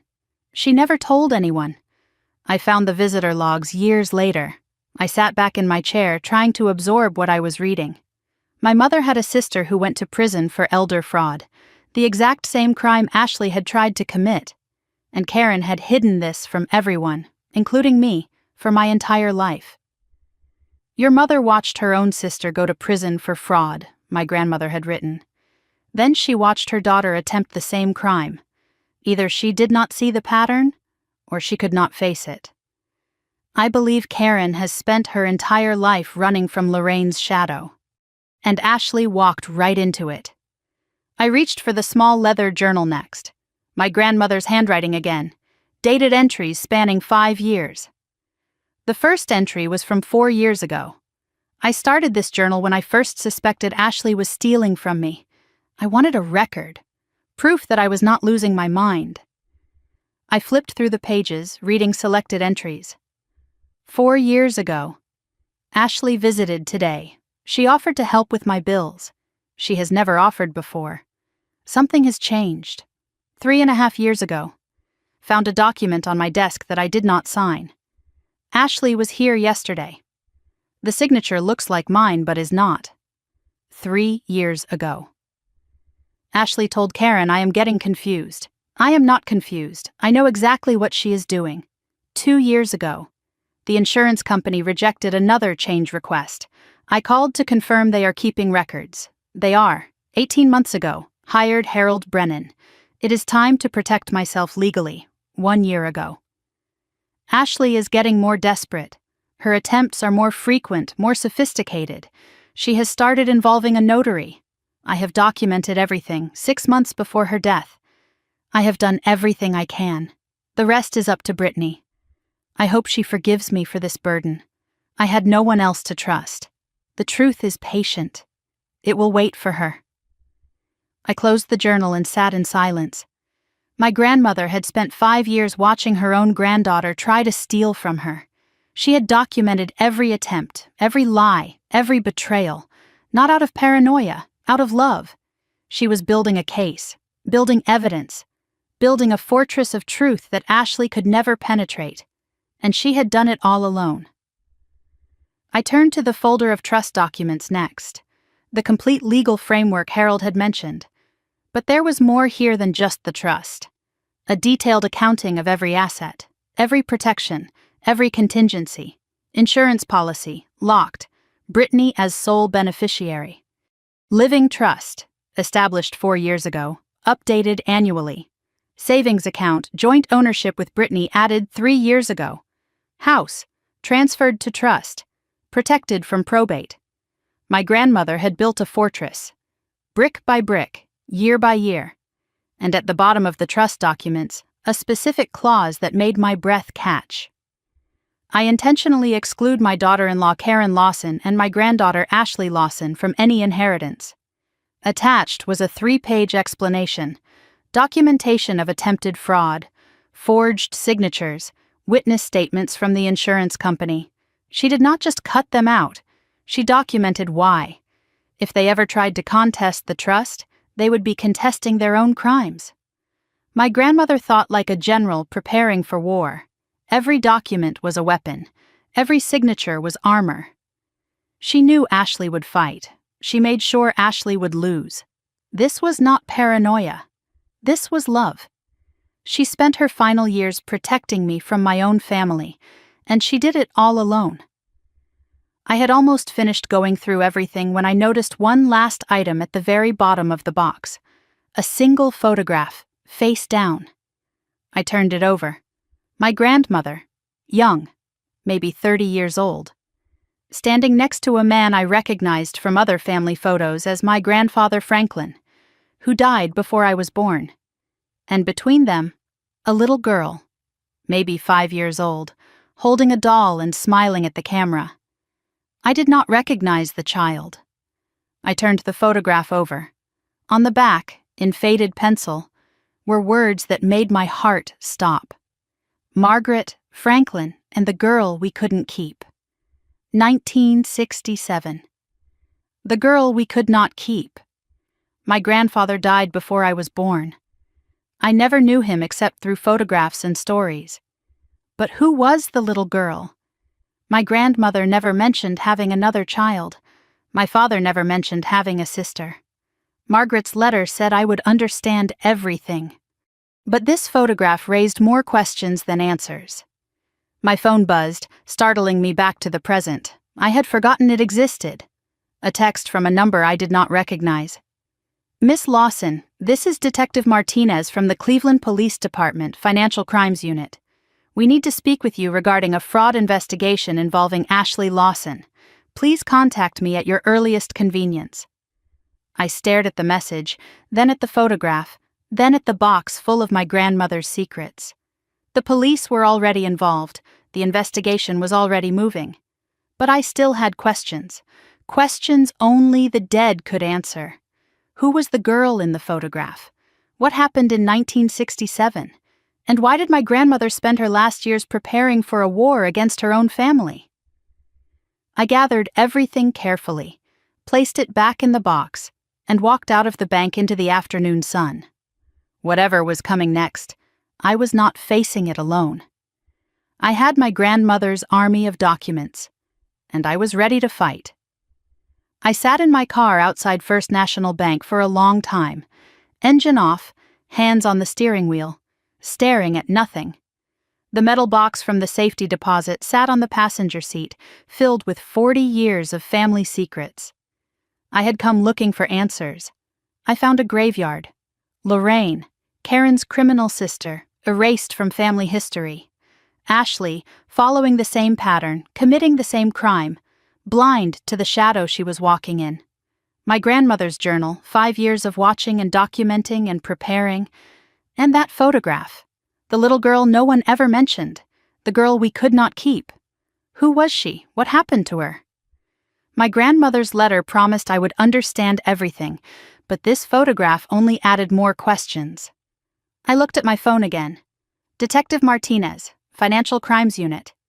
We need to speak with you regarding a fraud investigation involving Ashley Lawson. The police were already involved. This was not just family drama anymore. This was a criminal investigation. My sister might actually go to prison. I typed a response. I can meet tomorrow morning. Where? The reply came quickly. Cleveland Police Department, Financial Crimes Division, 9 a.m. Ask for Detective Martinez. Tomorrow I would tell the police about my sister. Tonight I needed to understand that photograph. I drove home as the sun began to set, the metal box heavy beside me.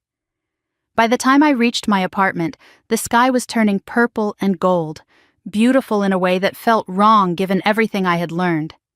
I spread the contents of the box across my kitchen table. The photograph of the little girl propped against a coffee mug. Young Margaret, young Franklin, the unknown child between them. The girl we could not keep. 1967.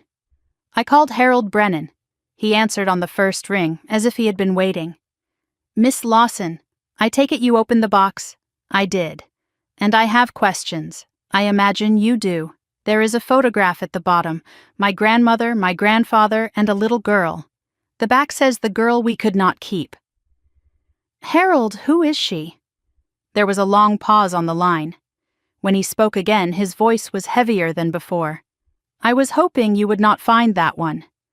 But you knew it was there. I knew. Margaret told me everything. But she wanted you to find it on your own. Who is she, Harold? Another pause. Then he said a name I had never heard before. The girl in that photograph. Her name was Catherine. She was your grandmother's daughter. Born in 1962, 5 years before that photo was taken. My mind went blank for a moment. Then it started racing. My father had a sister? He never mentioned... No one did. That was the agreement. What agreement? What happened to her? Harold sighed, and I could hear the weight of decades in that sound. That is not a story for the phone, Miss Lawson. Come to my office tomorrow afternoon, after you have spoken with the police. I will tell you everything. It is time you knew the whole truth. He paused. But I warn you, this secret is the reason your family broke apart long before Ashley ever stole a dime.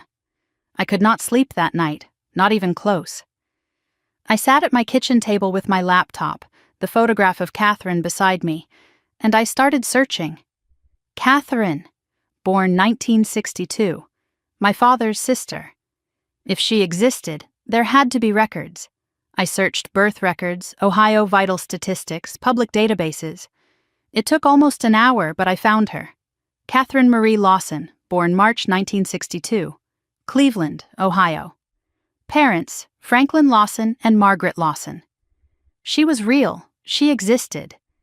But there was no death record matching that name. Not in Ohio, not anywhere I could find. I switched to adoption records, sealed files, historical databases, anything I could access without being a lawyer. I found a reference just after 2 a.m. Sealed adoption, 1967 Cuyahoga County. The same year as the photograph. The girl we could not keep. My grandparents had given away their daughter. They had given her up for adoption. I kept searching, looking for any Catherine Lawson born in 1962 who might be living now. Too many results. No way to narrow it down without more information. She could be anywhere. She could be anyone. She might not even know she was adopted. I looked at the photograph again, then at the documents about Lorraine, then at Ashley's fraud attempts. My grandmother watched her own daughter get taken away, then watched Lorraine destroy herself with crime, then watched Ashley follow the same path. 3 generations of loss. And she documented all of it. By 3 a.m, my eyes were burning and my head was pounding. I needed sleep. Tomorrow I had to meet with the police, then with Harold. But even as I closed my laptop, I could not stop thinking about Catherine. Somewhere out there, I had an aunt I had never met. And no one had ever told me she existed. The Cleveland Police Department building was gray and institutional, the kind of place designed to intimidate. I arrived at 8:55, found parking, and walked through metal detectors into a lobby that smelled like floor wax and old coffee. Detective Martinez met me in the waiting area. Mid-40s, sharp eyes, dark hair pulled back in a practical ponytail. She moved with the efficiency of someone who had seen too much and learned to process it quickly. "Thank you for coming in, Miss Lawson. I know this must be difficult. I want to help. My grandmother deserves justice." Martinez nodded and led me to a small interview room. Fluorescent lights, metal table, chairs that were uncomfortable by design. "Let me tell you what we have found," she said, opening a folder between us. "Midwest Mutual Insurance forwarded their fraud report to us 3 days ago. We have been building a case since then." She paused, studying my face. "But here is what you might not know. Your sister's activities were not limited to your grandmother." I felt something cold settle in my stomach. "What do you mean?" Martinez pulled out several photographs and spread them on the table. Elderly faces I did not recognize. Ashley Lawson worked for Lakewood Senior Care Coordination for 4 years. In that time, we have identified at least 3 other elderly clients whose finances were compromised. She pointed to the first photograph. A woman with kind eyes and white hair. Dorothy Hendricks, 78 years old. She was one of Ashley's clients. Her daughter noticed discrepancies in her mother's accounts, small amounts missing each month. Martinez's expression darkened. When the daughter confronted Ashley, your sister convinced Dorothy that her own daughter was trying to control her money. Dorothy believed Ashley. She cut off contact with her daughter completely. The daughter filed a complaint with the company, but Ashley had already resigned by then. Dorothy died 6 months later, alone, still believing Ashley was her friend. I felt sick. She turned a mother against her own daughter? That is what the pattern suggests. Isolation, manipulation, theft. Your grandmother was different. She saw through it. Martinez pointed to the second photograph. An elderly man wearing a veteran's cap, Harold Chen, 83 years old, Korean War veteran. Ashley helped him with VA paperwork. During that time, approximately $12,000 disappeared from his accounts. His family suspected Ashley but could not prove it. He passed away last year. The case was closed. She indicated the third photograph, a woman I vaguely recognized. Evelyn Porter. She lived 3 houses down from your grandmother. We found evidence that Ashley attempted to befriend her as well. But Mrs. Porter's son is an attorney. He got involved early. Ashley backed off. Martinez looked at me directly. Your grandmother may have warned her. I stared at the photographs. 3 victims we knew about. How many others? How many people did my sister hurt? We may never know the full count. These are just the ones we can document. Your grandmother's evidence gave us the thread. We are still pulling it. Martinez explained the charges: insurance fraud, forgery, elder financial abuse. Combined, potentially 15 to 25 years if convicted on all counts. She also mentioned my mother. Karen Lawson's signature appears as a witness on multiple fraudulent documents. We need to determine if she was a knowing participant or an unwitting accomplice. Either way, she will be questioned. I left the police station just after 11, stepping out into bright morning sunlight that felt like an assault after the gray institutional interior. I was halfway to my car when I saw her. Ashley. Leaning against my Honda, arms crossed, sunglasses on despite the overcast sky. Her smile was wrong. Too bright, too controlled. Hey sis, we need to talk. I stopped walking. How did you know I was here? I have been watching. I know you went to the insurance company. I know you went to the bank. And now the police station? She pushed off from the car and walked toward me. You are making a huge mistake, Brittany. I did not move closer. I did not run. I just stood there and watched her approach. Look, I know things got complicated, but we are family. We can work this out. She tried a smile, the one that had worked on everyone our whole lives. Whatever Grandma left you, we can split it. 50-50. No lawyers, no drama. Just tell the police you made a mistake. Tell them you misunderstood the documents. I looked at my sister, really looked at her, and saw nothing but calculation behind her eyes. I did not misunderstand anything, Ashley. I saw the forms you forged. 7 of them, over 3 years. I saw Mom's signature witnessing your fraud. There is nothing to work out. The charm dropped instantly. Her face went cold. You think you are so smart. You think you have won. She stepped closer, voice dropping to something dangerous. But you do not know what I know. You do not know what I can do. If you do not back off, I will destroy you. I will tell everyone you manipulated a dying old woman. I will make sure no one believes a word you say. I stood my ground. The documents speak for themselves, Ashley. Grandma knew exactly what you were doing. She prepared for this for 5 years. You cannot manipulate your way out of evidence. Something flickered in her eyes. Fear, maybe. Or rage. This is not over. She turned and walked to her own car, slammed the door, and drove away. I watched her go, my heart pounding but my hand steady. She was right about one thing. It was not over, not even close. Harold Brennan's office felt different this time. Smaller. Heavier with secrets about to be told. He had tea waiting as always. The photograph of Catherine on his desk between us. You have had quite a morning, I hear. Ashley found me outside the police station. Harold nodded, unsurprised. She is desperate. Desperate people make mistakes. He picked up the photograph, looking at it with something like sorrow. You asked about Catherine. You deserve the truth. He set the photograph down gently. Your grandmother was 24 when Catherine was born. Your grandfather was 27. They were young, happy, just starting out. Catherine was their miracle. Harold's voice grew heavier. When Catherine was 4, she was diagnosed with a severe developmental condition.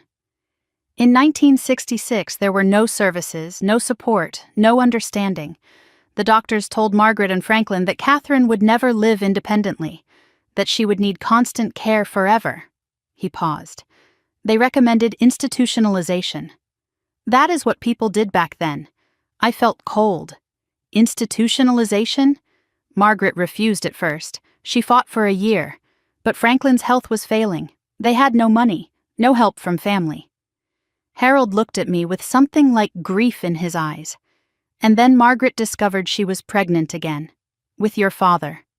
The doctors said she could not care for both children. That something had to give. They found a specialized care facility in Pennsylvania.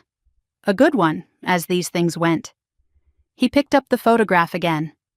Catherine was placed there in 1967. This photograph was taken the day before. Margaret visited her every month for 10 years, until Franklin died and the money ran out. His voice dropped. After that, The visits became less frequent, then stopped entirely. What happened to her? Catherine died in that facility in 1998. She was 36 years old. Margaret never forgave herself. I sat in silence, tears I did not expect rolling down my cheeks. Your grandmother spent her whole life carrying that guilt, Harold continued. When she saw Ashley stealing from her, from an old woman, helpless, dependent on family, she saw Catherine. He looked at me with intensity. She saw every old person abandoned by the people who should have protected them. That is why she fought so hard. That is why she documented everything. It was not about money, it was about making sure no one else was thrown away. I understood now. Finally. Completely. My grandmother lost her daughter, then spent her life trying to protect everyone else's, and my sister tried to steal from her anyway. I wiped my eyes and straightened my shoulders. Ashley threatened me this morning, said she would destroy me. Harold looked at me steadily. What will you do? I am going to finish what my grandmother started. I am going to make sure the truth comes out. All of it. My phone buzzed. A text from Karen. Brittany, Ashley told me what you are doing. We need to talk as a family. Come to dinner tomorrow. Let us fix this. My mother still thought this was something that could be fixed over pot roast. She had no idea what was coming. None of them did. I stood in front of my closet on Sunday afternoon, trying to decide what to wear to my own family's destruction. Dark blue dress, professional but not severe. Flat shoes because I might need to leave quickly. Nothing that said I was celebrating, nothing that said I was mourning. I was going to dinner with my mother and sister. It felt like going to war. The invitation had come from Karen the day before. Come to dinner tomorrow, let us fix this. As if fraud and forgery and 5 years of theft could be fixed over pot roast and mashed potatoes. As if we could sit around the dining room table and pretend we were still a family. But I was going, not because I thought anything could be fixed. Because I needed to see their faces when they realized how much I knew. I put a small folder in my purse. Copies of key documents. Not everything, just enough. I was not going to ambush them with evidence. I was going to let them hang themselves with their own lies first. Harold had called me that morning with advice. Be careful, Miss Lawson. Cornered people are dangerous. Do not go looking for a fight. But do not back down from one either. And remember, you are not there to punish them. You are there for the truth. My grandmother spent 5 years preparing for this moment. I had 5 hours. It would have to be enough. The drive to Parma took 20 minutes. My mother lived in a split-level house from the 70s, beige siding, attached garage. The house I had grown up in after my father married Karen. It never felt like home. Not really. Just a place where I was tolerated until I was old enough to leave. Ashley's BMW was already in the driveway. Sleek, expensive, probably leased. My sister always looked richer than she was. Image was everything to her. Reality was just an inconvenience. I parked on the street and sat in my car for a moment, steadying myself. The folder in my purse felt heavier than it should have. The truth always weighs more than lies. I walked up the familiar path to the front door. The garden was overgrown, weeds pushing through the flower beds. My mother used to keep it perfect. Now she could not be bothered. The door opened before I could knock. Karen stood there in an apron, forcing a smile that did not reach her eyes. Brittany! You came. I was not sure you would. She hugged me. Stiff, brief, performative. The way she always hugged me. Like an obligation she was checking off a list. Come in, come in. Dinner is almost ready. The house smelled like pot roast and something baking. Familiar smells from a childhood that never felt quite right. I walked into the living room and noticed immediately that something was missing. The photographs, the ones that used to line the mantel and fill the shelves. My grandmother's face was nowhere to be seen. Every picture of Margaret had been removed. My grandmother had been erased from this house already, as if she never existed. Before we continue, please subscribe and tell me in the comments where you are watching from. I see everything. I read every comment. Thank you so much for your support. Now back to the story. A voice came from the kitchen. Is that Brittany? Finally decided to show up? Ashley appeared in the doorway. She looked different from the parking lot confrontation. Softer, more controlled. She was wearing a simple sweater and jeans, her hair down, minimal makeup. The concerned sister look. New strategy. She was going to play nice tonight. I wondered how long that would last. We sat down at the dining room table. 3 place settings arranged around the end. Karen at the head, Ashley and me across from each other. Like a tribunal, or a firing squad. The food was served. Pot roast, mashed potatoes, green beans. Normal food. As if this were a normal dinner. As if we were a normal family gathering to share a meal and catch up on our lives. Karen spoke first, her voice carefully measured. I thought we could talk like a family. Without lawyers, without police, without all this unpleasantness. She passed the potatoes, not meeting my eyes. We have had a difficult few weeks. Losing Margaret, dealing with the estate. But we are still family. That has to mean something. Ashley nodded along, eating calmly, playing her part. Mom is right, Brittany. We got off on the wrong foot. I know I reacted badly at the funeral. I was grieving. We all were. She looked at me with practiced sincerity. I should not have thrown away that policy. That was wrong of me. I am sorry. The apology sounded rehearsed. Because it was. They had practiced this. Probably spent all day preparing their script, deciding who would say what, planning how to manage me back into compliance. I did not respond immediately, I just watched. Ashley's hands were steady, but she was not really eating, just moving food around her plate. Karen kept glancing between us, nervous, waiting for my reaction. I decided to test the water. What exactly are you apologizing for, Ashley? She blinked. For the policy, for being dismissive. Just the policy? Nothing else? Silence. Ashley and Karen exchanged a look. Brief, almost invisible. The silent communication of co-conspirators checking their story. Brittany, please. Karen's voice had an edge now. We are trying to make peace here. Ashley made mistakes. We all make mistakes. But family forgives. That is what family does. I set down my fork. Does family also forge signatures? Does family steal from dying old women? The temperature in the room dropped 10 degrees. Ashley's calm facade cracked. Just for a second. Then she recovered. I do not know what the insurance company told you, but it is not just the insurance company, Ashley.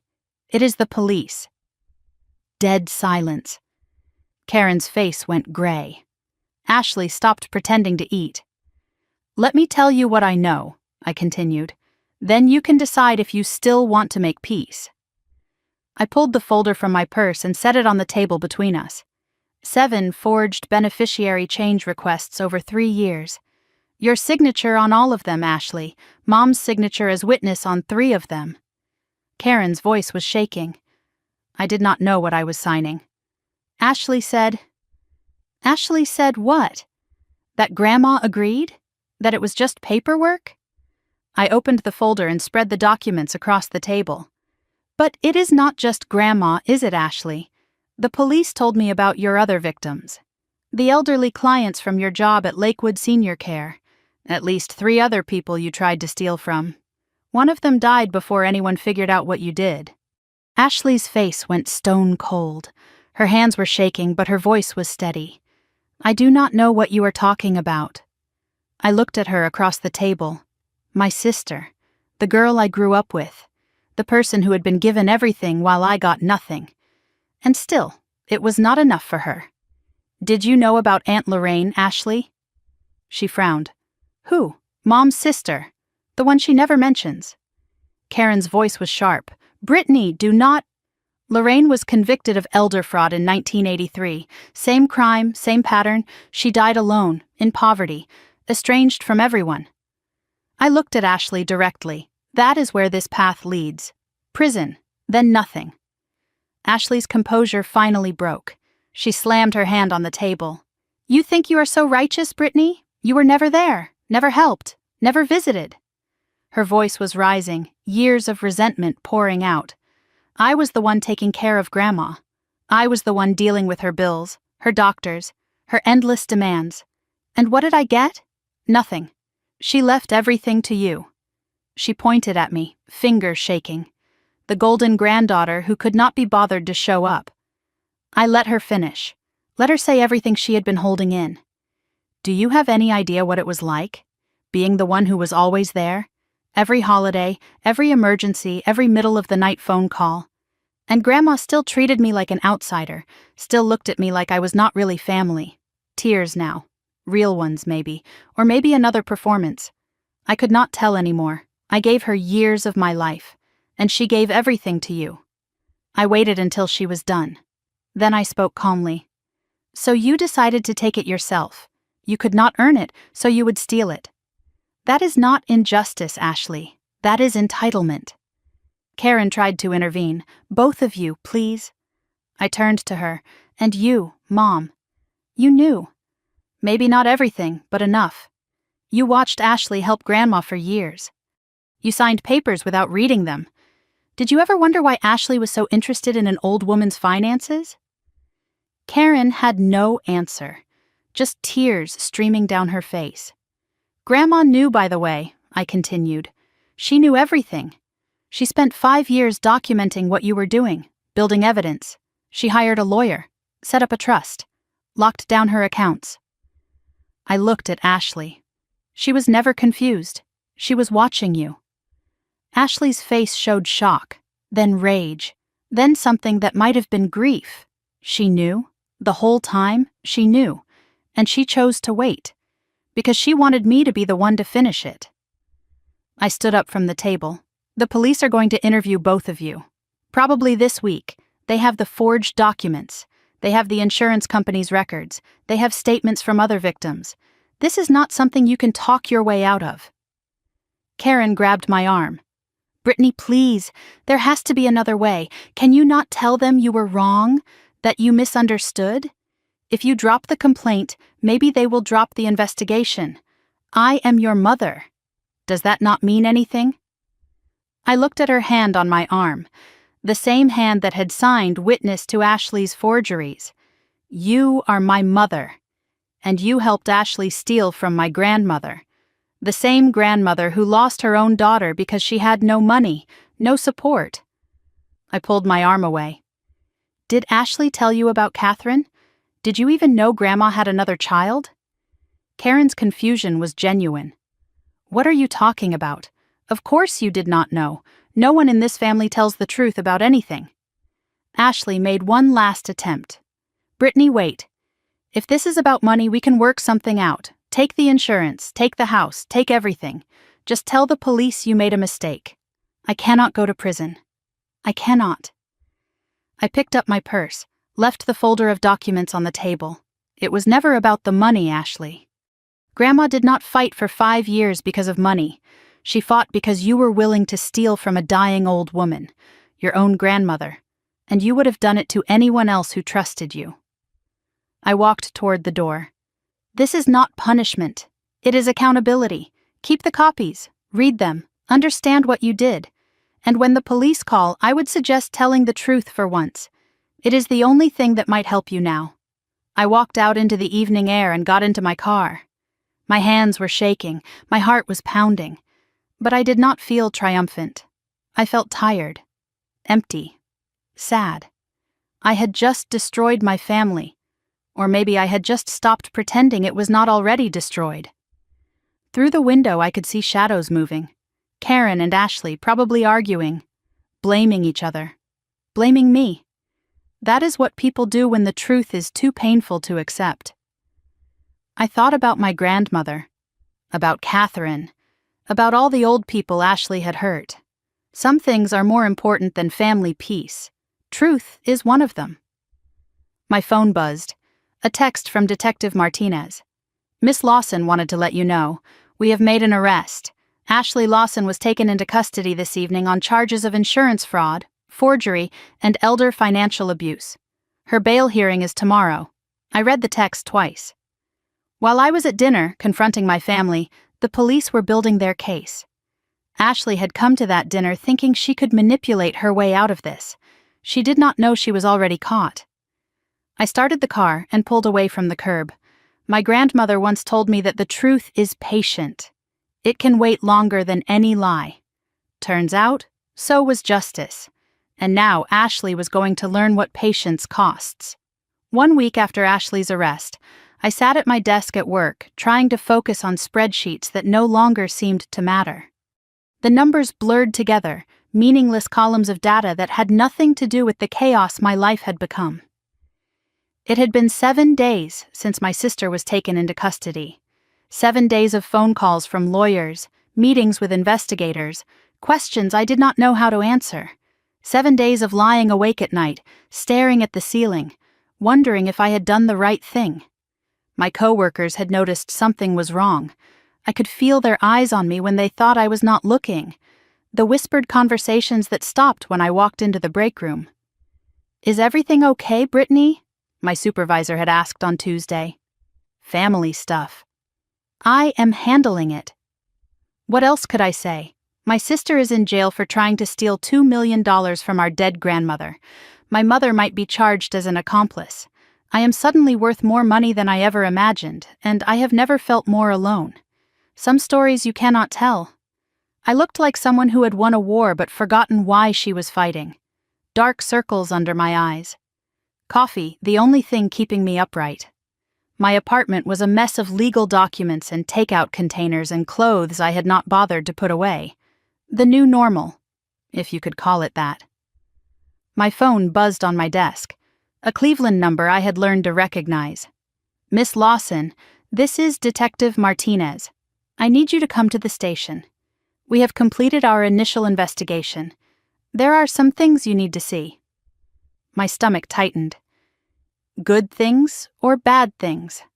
A pause on the line. "Depends on your perspective. But you should be here. I told my supervisor I had a family emergency and left work early. It was not even a lie anymore. My entire life had become one long family emergency. The Financial Crimes Division was on the 3rd floor of the Cleveland Police Department. Martinez met me in the lobby and led me through a security door, down a hallway lined with offices and interview rooms. "Thank you for coming," she said. "I want to show you what we have put together." She pushed open a door to a large conference room that had been converted into a case headquarters. My breath caught when I saw what was inside. A whiteboard covered one entire wall, photographs, timelines, connection lines drawn in different colored markers. Ashley's photo was in the center, her employee ID picture from Lakewood Senior Care. Lines radiated out from her face to other photographs, other names, other victims. Boxes of documents sat on the table, folders stacked in neat piles, evidence bags containing papers I recognized from my grandmother's files. "This is the Ashley Lawson case," Martinez said. "All of it." I walked closer to the whiteboard, trying to take it all in. After the insurance company filed their report, we subpoenaed records from multiple sources: banks, insurance companies, the county recorder's office, Ashley's former employers. "We have spent the last week building a complete picture." She pointed to the timeline running along the bottom of the board. 5 years of documented fraud attempts against your grandmother. 7 rejected beneficiary changes, multiple forged signatures, unauthorized attempts to access bank accounts, attempts to change property deeds. She looked at me. "Your grandmother's documentation was meticulous. She made our job easy." I stared at the board, at the web of connections, at the evidence my grandmother had spent years building. She had known this day would come, she had prepared for it, and she had not lived to see it. "But here is what concerns us, Miss Lawson." Martinez moved to another section of the whiteboard. 3 more photographs. Elderly faces I did not recognize. Your grandmother was not the only target. Ashley Lawson appears to have a pattern. She pointed to the first photograph. A woman with kind eyes and white hair. Dorothy Hendricks, 78 years old. She was one of Ashley's clients at Lakewood Senior Care. Her daughter noticed discrepancies in her mother's accounts about 2 years ago. Small amounts missing each month. Nothing dramatic, just a steady drain. Martinez's expression darkened. When the daughter confronted Ashley, "Your sister did something clever." She convinced Dorothy that her own daughter was trying to control her money, that her daughter was the one who could not be trusted. I felt sick. What happened? Dorothy believed Ashley. She cut off contact with her daughter completely, stopped returning calls, refused to see her. Martinez paused. The daughter filed a complaint with Lakewood Senior Care, but Ashley had already resigned by then, moved on to the next opportunity. And Dorothy? She died 6 months later, alone, in a nursing home, still believing her daughter was the enemy, still believing Ashley was her friend. I had to sit down. My legs would not hold me. She turned a mother against her own daughter. That is what the pattern suggests. Isolation, manipulation, theft. It is textbook elder financial abuse. Your grandmother was different because she saw through it. She documented instead of being documented. Martinez pointed to the second photograph. An elderly man wearing a baseball cap with military insignia. Harold Chen, 83 years old. Korean War veteran. He hired Ashley to help him with VA paperwork. Navigating benefits, filing claims, that kind of thing. During that time, approximately $12,000 disappeared from his accounts. She shook her head. His family suspected Ashley. They confronted her, but she had explanations for everything. Fees she had paid on his behalf, expenses he had approved. They could not prove anything. What happened to him? He passed away last year. The case was closed due to lack of evidence and no living complainant. Martinez moved to the third photograph, a woman I vaguely recognized, Evelyn Porter.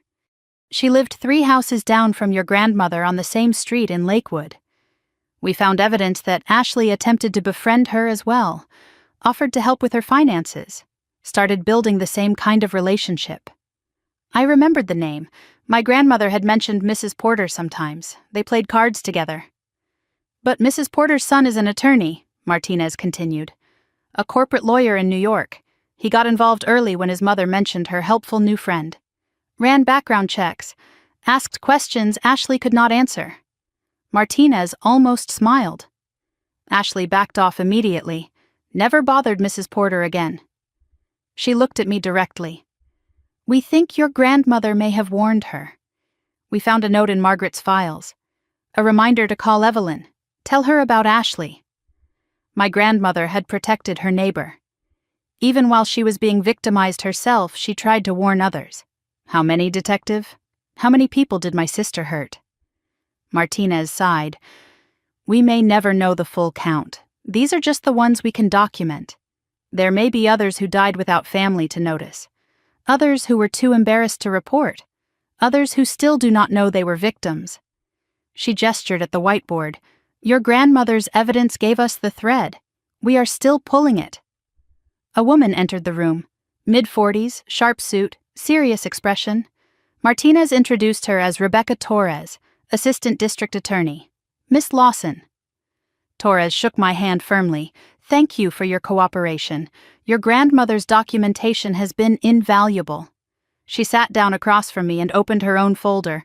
I want you to understand what we are charging and why. She pulled out a document covered in legal language. Insurance fraud, 1 count, felony, forgery, 7 counts, multiple felonies, elder financial abuse, 3 counts, felonies, attempted theft by deception, multiple counts. She looked up at me. Combined, these charges carry a potential sentence of 15 to 25 years. 25 years? Maximum. Realistically, with a plea deal, we are looking at 5 to 10. But Miss Lawson, I need you to understand something. She leaned forward. Your sister is a serial predator. She targeted the most vulnerable people in our community, repeatedly, over years. She isolated them from their families. She manipulated their trust. She stole their money and their dignity. Torres's voice was hard. The court takes that seriously, as do I. She explained the civil implications as well. I had grounds to sue for recovery of stolen funds, damages, legal fees. That was separate from the criminal case and entirely my decision. I nodded, overwhelmed, trying to process. What about my mother? Karen Lawson? Torres and Martinez exchanged a glance. "Your mother is complicated," Torres said carefully. "We have interviewed her. She claims she did not know what she was signing, that Ashley told her it was routine paperwork. Do you believe her?" Torres considered the question. "I am not sure. But I am also not sure we can prove otherwise. Willful ignorance is difficult to prosecute. For now, she is a witness, not a defendant. But that could change depending on what else we find." Martinez offered to show me the recording of my mother's interview. I hesitated, then agreed. I needed to understand. They led me to a small room with a monitor. Martinez queued up the video. Karen appeared on screen, sitting in an interview room similar to the one we had just left. She looked older than I remembered. Smaller. Her hair was not done, her makeup was missing, her hands fidgeted constantly with the strap of her purse. Martinez was on screen across from her asking questions. "Mrs. Lawson, your signature appears on 3 forged documents. Can you explain that?" Karen's voice was thin, defensive. I did not know they were forged. Ashley said Margaret agreed to everything. She said it was just paperwork, family business, nothing illegal. "Did you read what you were signing?" A long pause. Karen looked down at her hands. "I trusted my daughter." "I should not have had to read everything," Martinez pressed. "Did you ever ask Margaret directly? Confirm that she had agreed to these changes?" Karen's voice got smaller. "No. Ashley said it would upset her, that Margaret was getting confused and we needed to handle things quietly." The interview continued, but I had heard enough. Torres stopped the video. "Your mother made choices, Miss Lawson. Whether they were criminal choices is harder to prove." I stared at the frozen image of Karen on the screen. My mother. The woman who had raised me, or at least been present while I raised myself. The woman who had chosen Ashley over me at every turn. She chose Ashley, every single time, even when it meant helping steal from an old woman. I was not sure which was worse, if she knew what she was doing, or if she simply did not bother to find out. I left the police station in the late afternoon. The sun was too bright, the world too normal. People walked past me on the sidewalk, going about their lives, unaware that mine had just been turned inside out again. I did not go home. Instead, I drove to Lakewood, to my grandmother's street. I parked outside her small Cape Cod house and just sat there, looking at the place where everything had started. The house was empty now. Harold was handling the estate.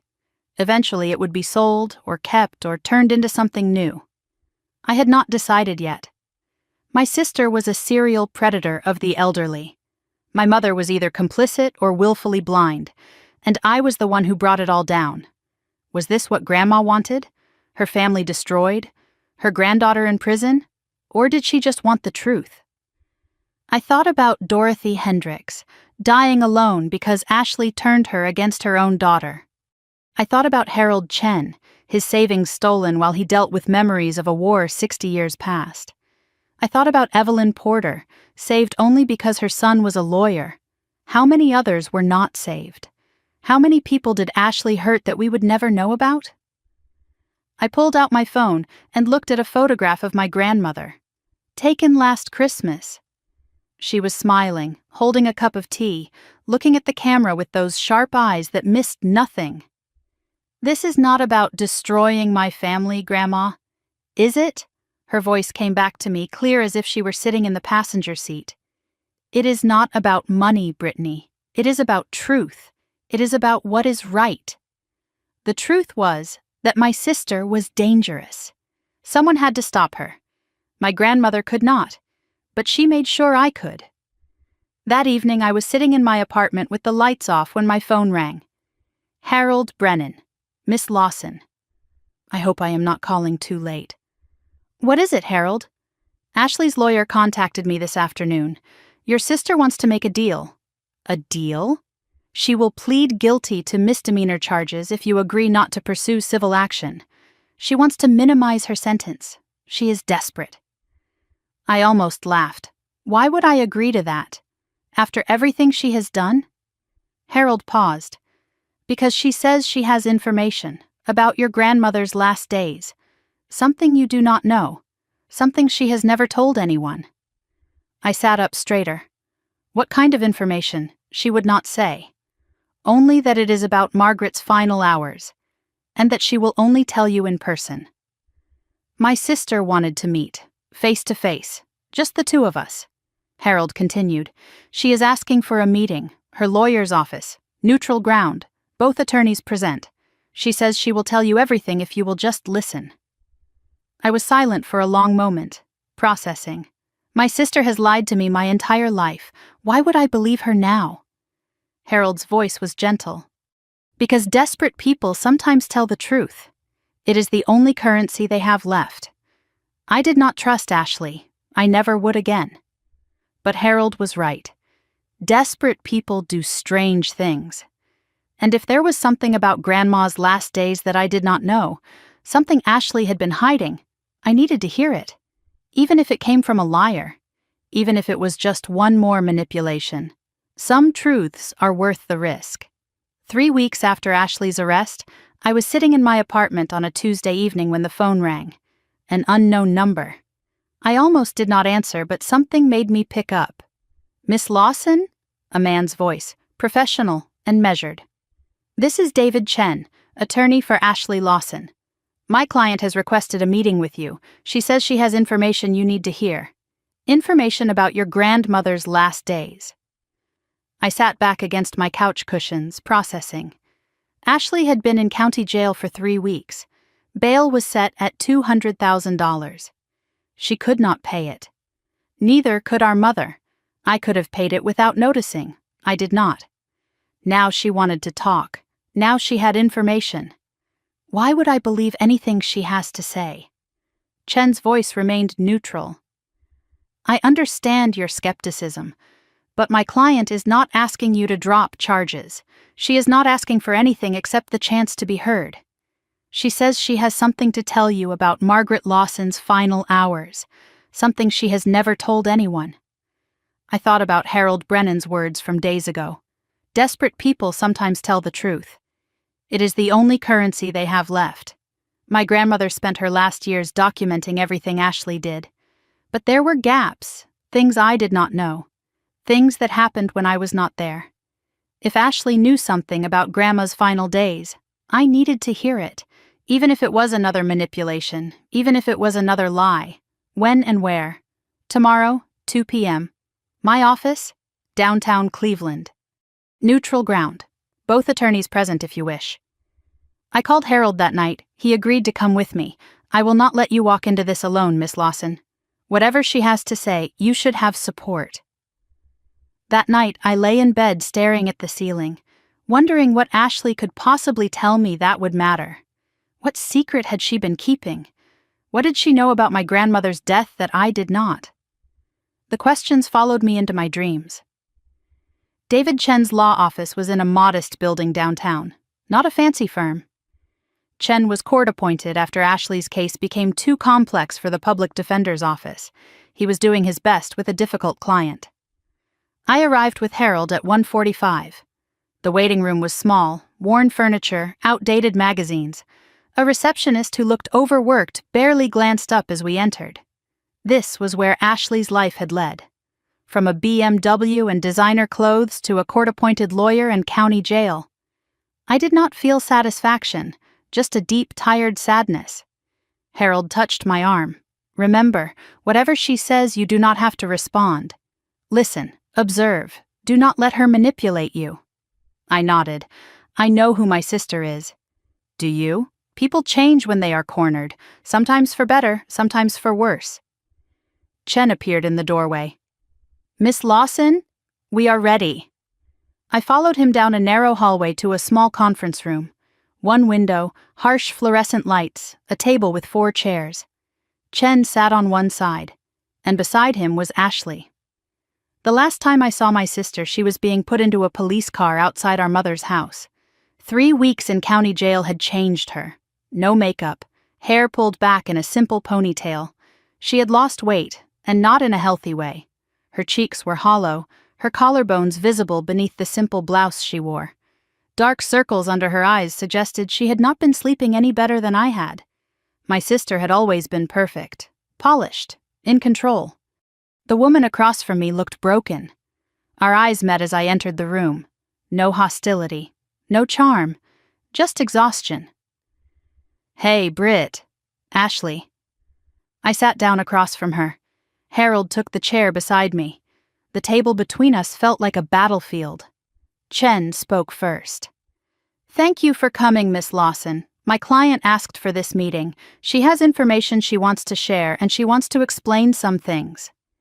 He glanced at Ashley, then back at me. "This is not a negotiation. She is not asking you to drop charges. She just wants to be heard. After that, whatever you decide is up to you." I looked at my sister, waited. Ashley cleared her throat. Her voice was rough, like she had not been using it much. "I know you have no reason to believe anything I say. I have lied to you, to Mom, to everyone." She looked down at her hands on the table. I noticed they were trembling slightly. "But there is something you do not know. About Grandma, about her last days. I think you need to hear it. And I think I need to say it." I kept my expression neutral. "I am listening." Ashley took a breath and began. I did not start out trying to steal from her. "I need you to understand that. When I first started helping Grandma with her paperwork, I really was just helping. She was getting older. Things were getting confusing for her. I wanted to be useful." She paused, gathering herself. "Then I saw her accounts, the insurance policy, the savings. She had so much more than anyone knew, and she was just sitting on it, not spending it, not enjoying it, just hoarding it." Her voice took on an edge of old resentment. And I thought, why? Why save all this money if you are never going to use it? I waited. Let her talk. I was drowning, Brittany. Credit card debt, car payments, rent I could barely make. I looked successful, but I was one missed paycheck from disaster. She laughed bitterly, and there was Grandma with hundreds of thousands of dollars living like a miser, clipping coupons, driving a car older than both of us. I told myself I was just redistributing, taking what she was not using. I told myself she would not even notice. "She noticed," I said quietly. "She noticed everything." Ashley nodded, her eyes glistening. I know that now. But back then, I convinced myself she was too old, too confused. I needed her to be confused, so I could keep telling myself what I was doing was okay. She wiped her eyes with the back of her hand. "The first time the insurance company rejected my form, I panicked. I thought I had been caught. I thought police would show up any day. But nothing happened. So I tried again. And again. Each rejection made me more desperate, more creative. I could not stop. I was in too deep." Ashley looked at me directly. I became someone I did not recognize. And the worst part? I blamed Grandma for it, for making me become this. I let the silence sit between us. Processing. Waiting. "There is something else," Ashley said. "Something you do not know about the end." She took another shaky breath. "You were not there when Grandma was in the hospital. Those last few days." "But I was." I stiffened. "You visited her? You never said—" "No one knew. I went alone, the night before she died." I stared at my sister, trying to read her face. What happened? Ashley's voice dropped, almost to a whisper. She was so small in that bed, so fragile. I almost did not go in. I stood outside her room for 10 minutes trying to decide, but something pulled me inside. Guilt, maybe, or hope. I thought maybe I could fix things, apologize, get her to change the policy, one last try. She wiped her eyes again. She was awake, weak but awake, and her eyes, Brittany. Her eyes were sharp, like they had always been. She was not confused at all. She looked at me and said, "I know why you are here, Ashley." I tried to explain, tried to apologize, tried to make her understand why I needed the money, why I had done what I did. She just listened. Did not interrupt, did not argue. Ashley's voice broke. When I finished talking, she reached out and took my hand. Her grip was so weak, but she held on. And she said something I will never forget. Ashley looked at me, tears streaming down her face now. She said, "I forgive you, Ashley, But I do not trust you. The forgiveness is for my soul. The trust is for Brittany. She is the one who will do what is right. You never could." The room was completely silent. I could hear my own heartbeat. "I left that hospital room knowing everything was over," Ashley continued. "She was not going to change the policy. She was not going to give me anything, and she was at peace with that. She died the next morning. Those were the last words she ever said to me. I forgive you, but I do not trust you." I sat with that for a long moment. My grandmother spent her last night on earth forgiving the woman who tried to rob her. That was so like her. Grace that no one deserved. "Why are you telling me this, Ashley? What do you want from me?" Ashley shook her head. "Nothing. I am not asking you to drop charges. I know I am going to prison. My lawyer says probably 3 to 5 years. She looked at me with something that might have been acceptance. "I just needed you to know that Grandma was not fooled, not even at the end, and I needed to say it out loud. What I did, who I became." She paused. "The program here, in county. There is a counselor. She has been helping me understand why I did this. They call it entitled thinking, believing the world owes you something." She almost smiled, but it was sad.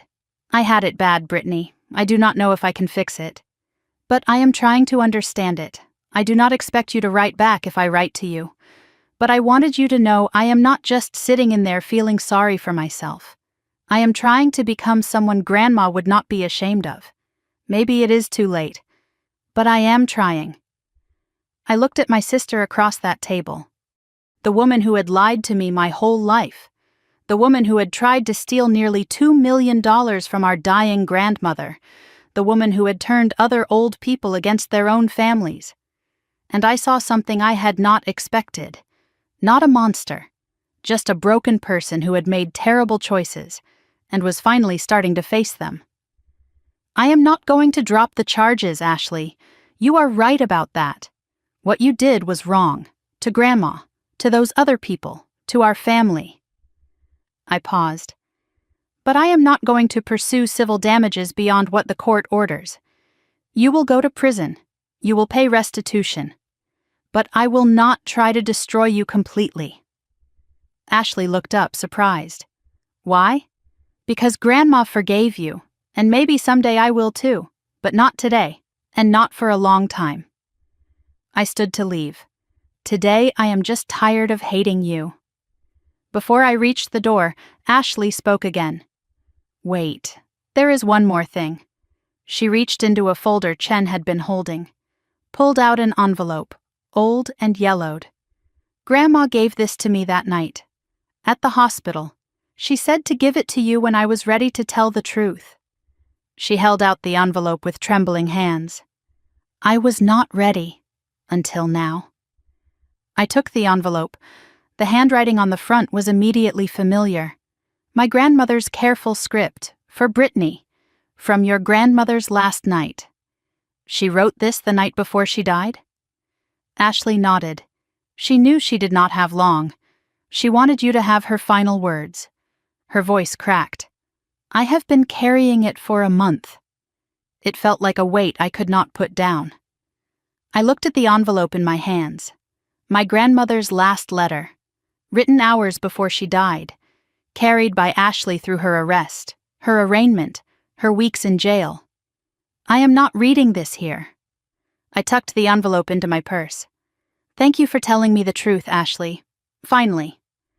I turned to leave. At the door, I paused and looked back. Ashley looked smaller than ever. Alone at that table, her lawyer beside her, but somehow still alone. The confident, manipulative sister I had known my whole life was gone. In her place was just a woman facing the consequences of her choices. "Good luck at the trial, Ashley. I mean that." She looked up at me with red eyes. "I know. That is what makes it worse." I walked out of that office with Harold beside me, the envelope heavy in my bag. My grandmother's last letter, written the night before she died. Whatever was inside, it had waited a month to reach me. It could wait a little longer. until I was ready to let her go. The morning of the sentencing hearing, I woke before my alarm. 5:47, the numbers glowing red in the darkness of my bedroom.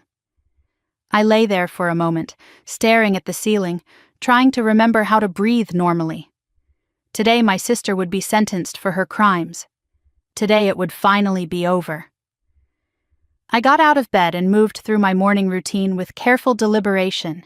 Shower, coffee, clothes laid out the night before, a dark blue dress, professional but not severe. I was not going to a funeral, but I was not celebrating either.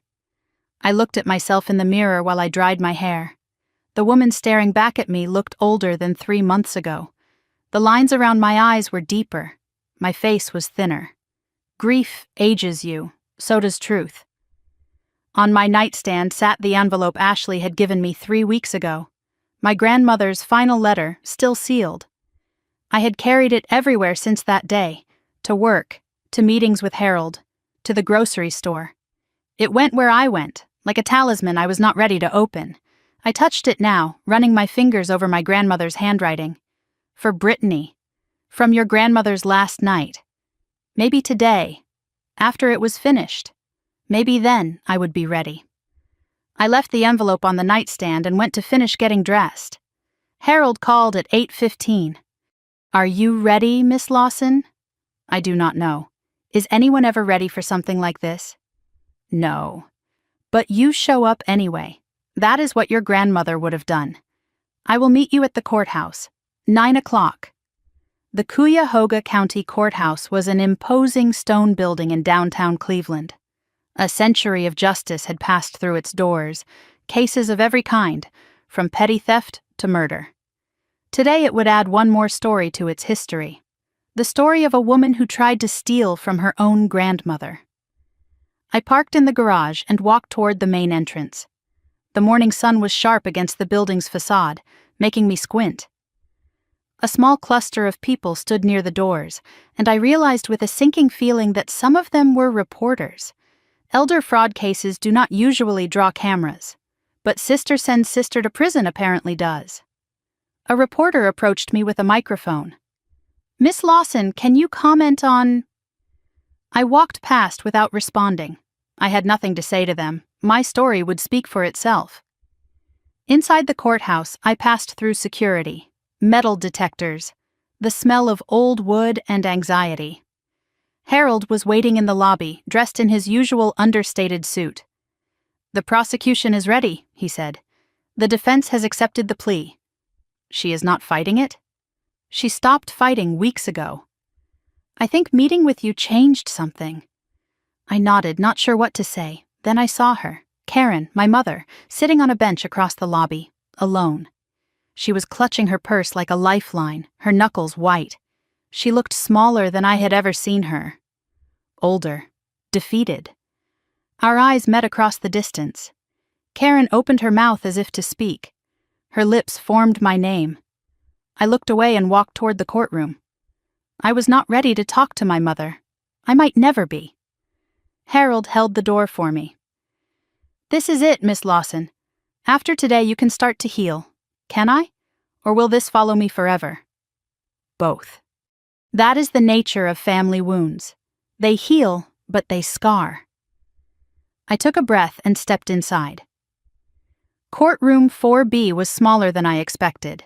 Wood-paneled walls, high ceilings, an American flag behind the judge's bench. The gallery was half full, some press in the back rows. Detective Martinez sitting near the aisle. A few faces I did not recognize. I took my seat behind the prosecution table. A DA Torres was already there, her files organized in neat stacks, her expression focused. Harold sat beside me, a steady presence.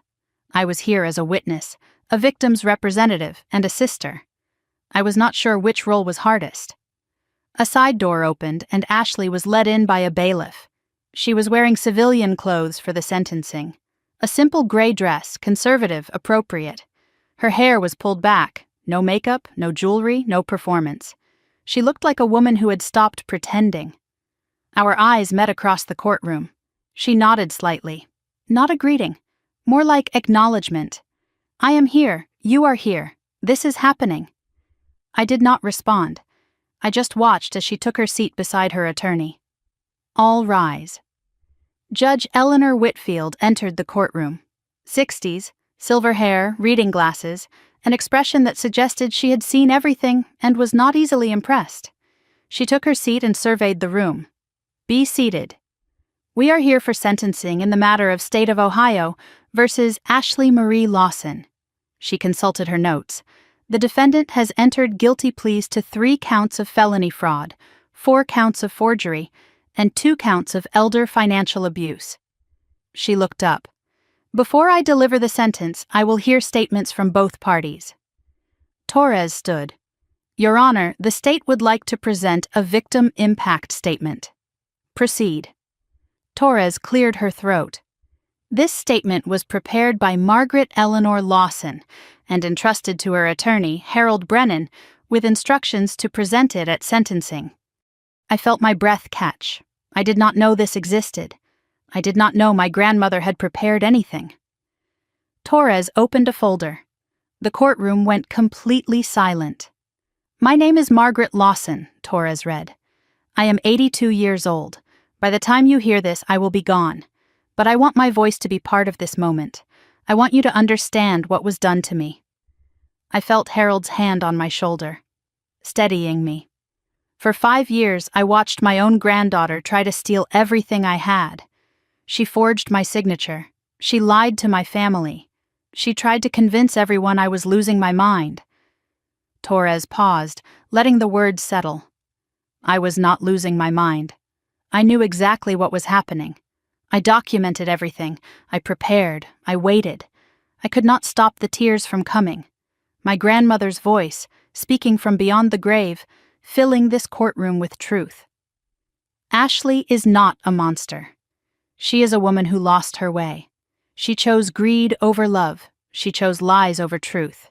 She chose herself over everyone else. I forgave her for that. On my last night on earth, I told her so. But forgiveness is not the same as freedom from consequences. Justice matters. Accountability matters. The truth matters. Torres turned the page. I ask the court to hold my granddaughter accountable for what she has done. Not for revenge, not for cruelty, but because every person who was hurt by her deserves to know that their suffering was seen. Dorothy Hendricks, who died alone because Ashley turned her against her own daughter. Harold Chen, who served his country and was repaid with theft.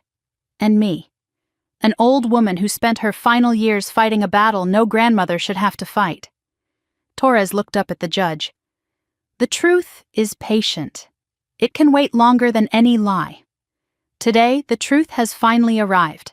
I hope it brings peace. She set down the paper. The courtroom was silent. I wiped my eyes with trembling hands. My grandmother had prepared for this. Even in death, she was still fighting. Judge Whitfield turned to the defense table. Does the defendant wish to make a statement before sentencing? David Chen nodded to Ashley. She stood slowly, gripping the edge of the table. Your Honor, I do not have a prepared speech. I do not think I could write one that would be good enough. Her voice was rough but steady. My grandmother's words. She said, I am not a monster. I am not sure that is true. I did terrible things. To her, to other people, to my own family. She took a breath. I told myself I deserved what I was taking, that I was owed something for all my sacrifices. I was wrong. I was just a thief who could not admit it. She turned slightly, addressing the gallery. To Dorothy Hendricks's family, I am sorry I took her final years from you. To Harold Chen's family, I am sorry I stole from a man who gave so much. Her voice broke. To my grandmother, I know you cannot hear me. But I am sorry I made you spend your last years protecting yourself from me. Then she looked directly at me. And to my sister. You did what was right, even when it cost you everything. Grandma chose well. I understand that now. She paused. I do not expect you to forgive me. But I want you to know, I finally see clearly. Whatever happens next, I earned it. She sat down. Her attorney touched her arm. a small comfort in a terrible moment. My sister had finally stopped performing. Whether the change was real, only time would tell. Judge Whitfield removed her reading glasses and looked at Ashley. I have reviewed all the evidence, heard the statements, and considered the defendant's plea. Her voice was measured, but firm. Ms. Lawson, your crimes represent a systematic betrayal of trust. You targeted vulnerable people, the elderly, the isolated, those who depended on you. You manipulated your own grandmother for years. You stole from people who trusted you. These are not mistakes. They are choices, and choices have consequences. She picked up a document. On the charges of felony fraud, forgery, and elder financial abuse, I sentence you to 6 years in state prison. You will serve a minimum of 4 years before parole eligibility. Ashley closed her eyes briefly, absorbing the blow. Upon release, you will be on probation for 5 years. You are permanently barred from working in any capacity involving elderly persons or financial services. Full restitution is ordered to all identified victims and their estates. The judge looked at Ashley directly. Do you understand the terms of this sentence? Yes, Your Honor. From somewhere behind me in the gallery, I heard a sound. A sob.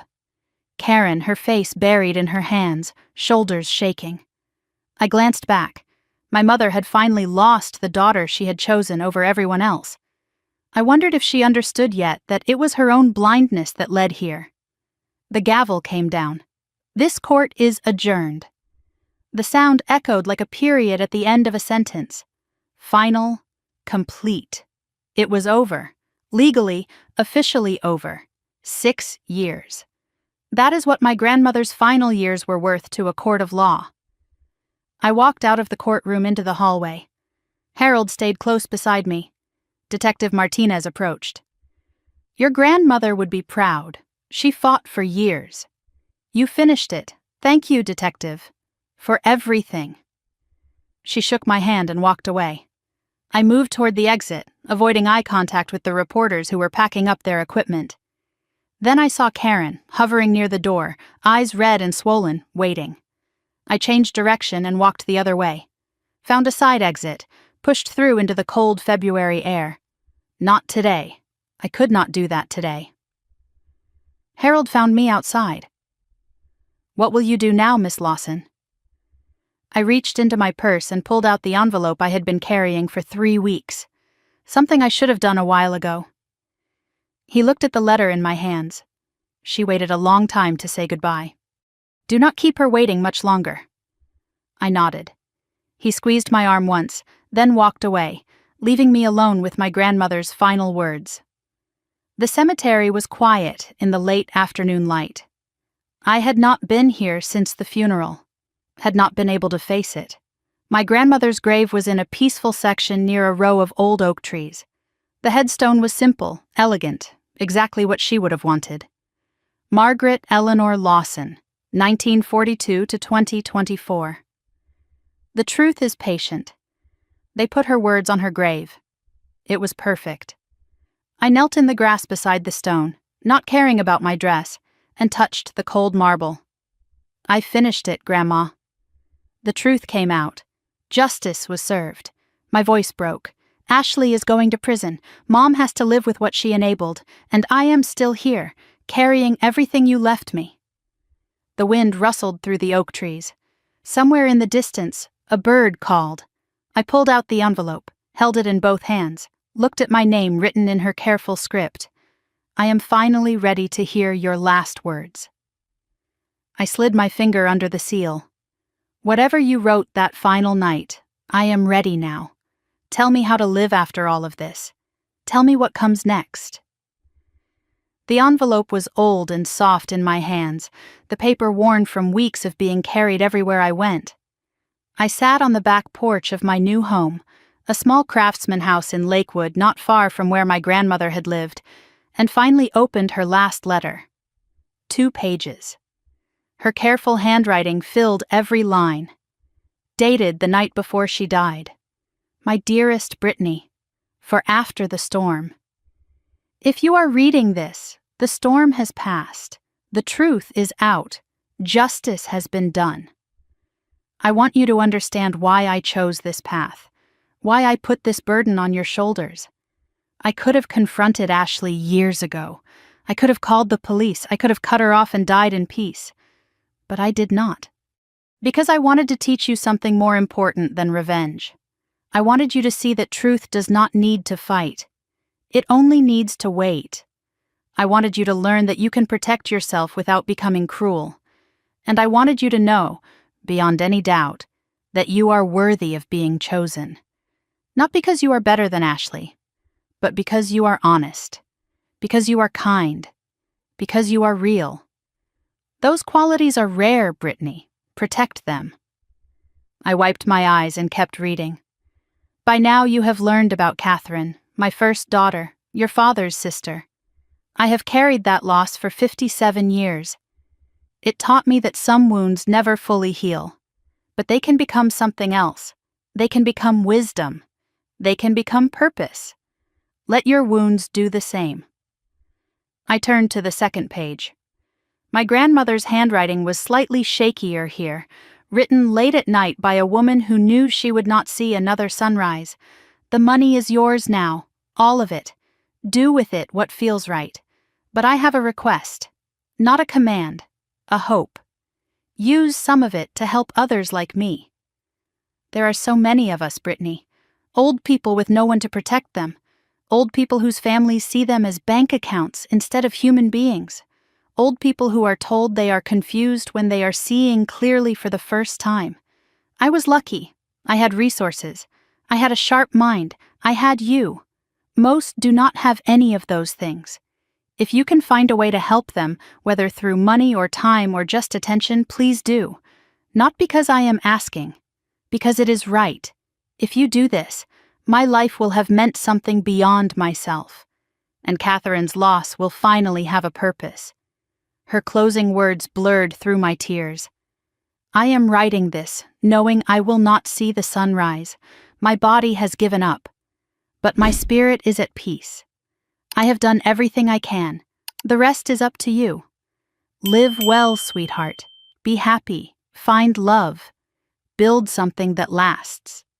And when you are old like me, sitting on your own porch with your own tea, remember, the truth is patient, and so is love. With all my heart, forever. Grandma Margaret. I read the letter twice, 3 times. Let her voice fill my head one last time. She knew she was dying, and she spent her last night writing to me, not about money, not about revenge, about purpose. That was 8 months ago. 8 months since I buried my grandmother. 8 months since I sent my sister to prison. 8 months of learning how to live in the wreckage of my family. I quit my administrative job 3 months after the sentencing. I did not need to push paper for someone else anymore. The inheritance gave me freedom I had never imagined. I used it carefully, the way my grandmother would have wanted. Paid off my small debts. Bought this house. Invested wisely. My grandmother taught me about compound interest when I was 12 years old. I finally understood the lesson. My new routine was quieter than my old life. Mornings on this porch with coffee, watching the neighborhood wake up. Afternoons working on the project that had consumed me for months. Evenings reading, walking, learning to be alone without being lonely. I discovered that peace does not come from having everything figured out. It comes from accepting that some things will never be figured out. The house was filled with pieces of my grandmother's home now, her teacups in my kitchen, her books on my shelves, her photographs on my walls. The chess set from her porch sat on mine, pieces always set up, waiting for a game that would never come. I did not play much, but sometimes I set up the pieces and just looked at them. Grandma taught me that chess is not about the pieces you capture. It is about the positions you create. She was positioning pieces her whole life. I was just now understanding the game. But the biggest change came from her last request, the thing she hoped I would do with her money. It took 3 months of planning. Lawyers and paperwork and meetings with people who knew how to turn ideas into organizations. But it was finally real. The Margaret Lawson Foundation for Elder Financial Protection. A small office downtown. 2 part-time employees, 1 very dedicated volunteer. Me. We did not have much yet, but we had enough to start. Our work was simple but important. Free document review for elderly individuals who wanted someone to look over their paperwork. Legal referrals for anyone who suspected financial abuse. Education programs at senior centers, teaching people how to protect themselves. A hotline for families who thought something might be wrong. We helped old people look at their paperwork. We asked questions, we paid attention. All the things my grandmother did for herself, we did for people who could not. In 4 months, we helped 63 people. We caught 2 cases of suspected fraud. Both were now with law enforcement. We reunited one elderly man with his daughter after his caregiver tried to isolate him. Dorothy Hendricks's story, happening again. But this time, someone was watching. I was not a lawyer. I was not a social worker. I was just someone who read documents carefully and asked questions no one else was asking. But it turned out that was exactly what was needed. Most fraud is not sophisticated. It just counts on no one paying attention. We paid attention. I thought about naming the foundation after Catherine too, but my grandmother never wanted anyone to know about her. So instead, there was a small plaque in the office. In memory of Catherine, 1962 to 1998. The girl we could not keep. Grandma's 2 daughters, together at last. 1 in name, 1 in spirit. 2 months after the sentencing, a letter arrived at my apartment. Not email, not text. A real letter, handwritten, from Karen. My mother apologizing. Imperfectly, incompletely. But sincerely, or at least as sincerely as Karen was capable of. She said she finally understood what she had enabled, what her blindness had cost. She said she was sorry for choosing Ashley, for not seeing me, for letting my grandmother fight alone. I agreed to meet her. 1 coffee, public place. No promises. Karen looked older than I remembered. Fragile, lost. She cried through most of our conversation. I did not.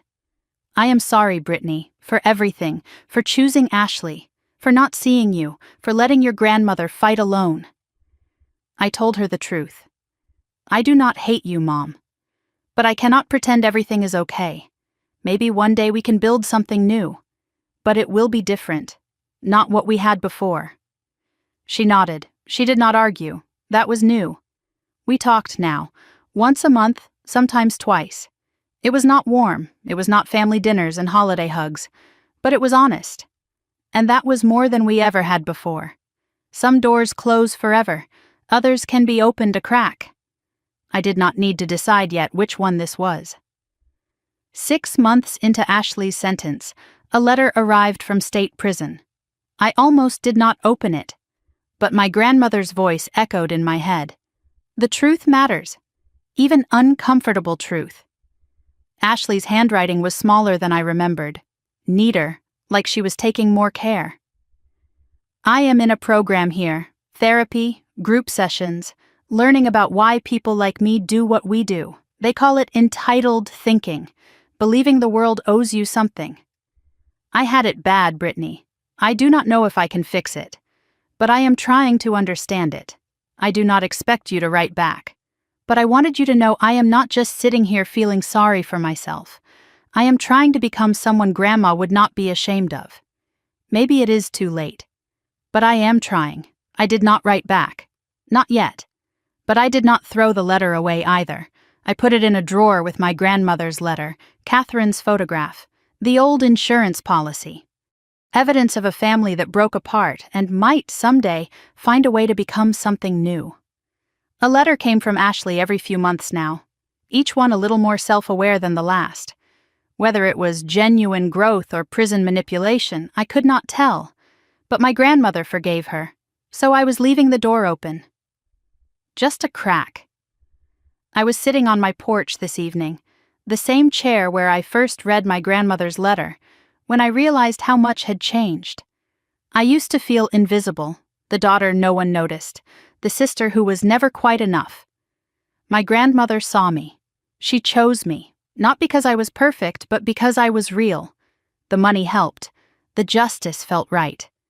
But what I really inherited was simpler than that. I inherited the knowledge that I am worthy of being believed in, and that is worth more than any insurance policy. I looked at the framed photograph of Margaret on the side table. Next to it, a small plaque with her words. The truth is patient. It can wait longer than any lie. The chessboard sat between two porch chairs, pieces set up, waiting. Sometimes I imagined my grandmother across from me, teaching me one more lesson. The game is not over when you think it is. Watch, wait, position your pieces, and when the time comes, move with confidence. If you are listening to this story, maybe you understand. Maybe you have been the invisible one, the overlooked one, the one who was never quite enough. Maybe your family has secrets too. Maybe someone you trusted turned out to be someone else entirely. I want you to know something my grandmother taught me. The truth is patient. It waits for the right moment and the right person. Maybe that person is you. Thank you for letting me share my story. It was not easy to tell, but some stories need to be heard. If this meant something to you, if you have ever felt invisible in your own family, or wondered if anyone really sees you, I would love to hear your story too. Leave a comment below. Tell me where you are watching from. Tell me what part of this story touched your heart. And if you want to hear more stories like this, stories about truth and justice and the strength it takes to stand up for what is right, make sure you subscribe so you do not miss the next one. Take care of yourselves, and take care of the elders in your life. They see more than you know, and they might be waiting for you to see them too. Until next time. This story is fictionalized for dramatic effect.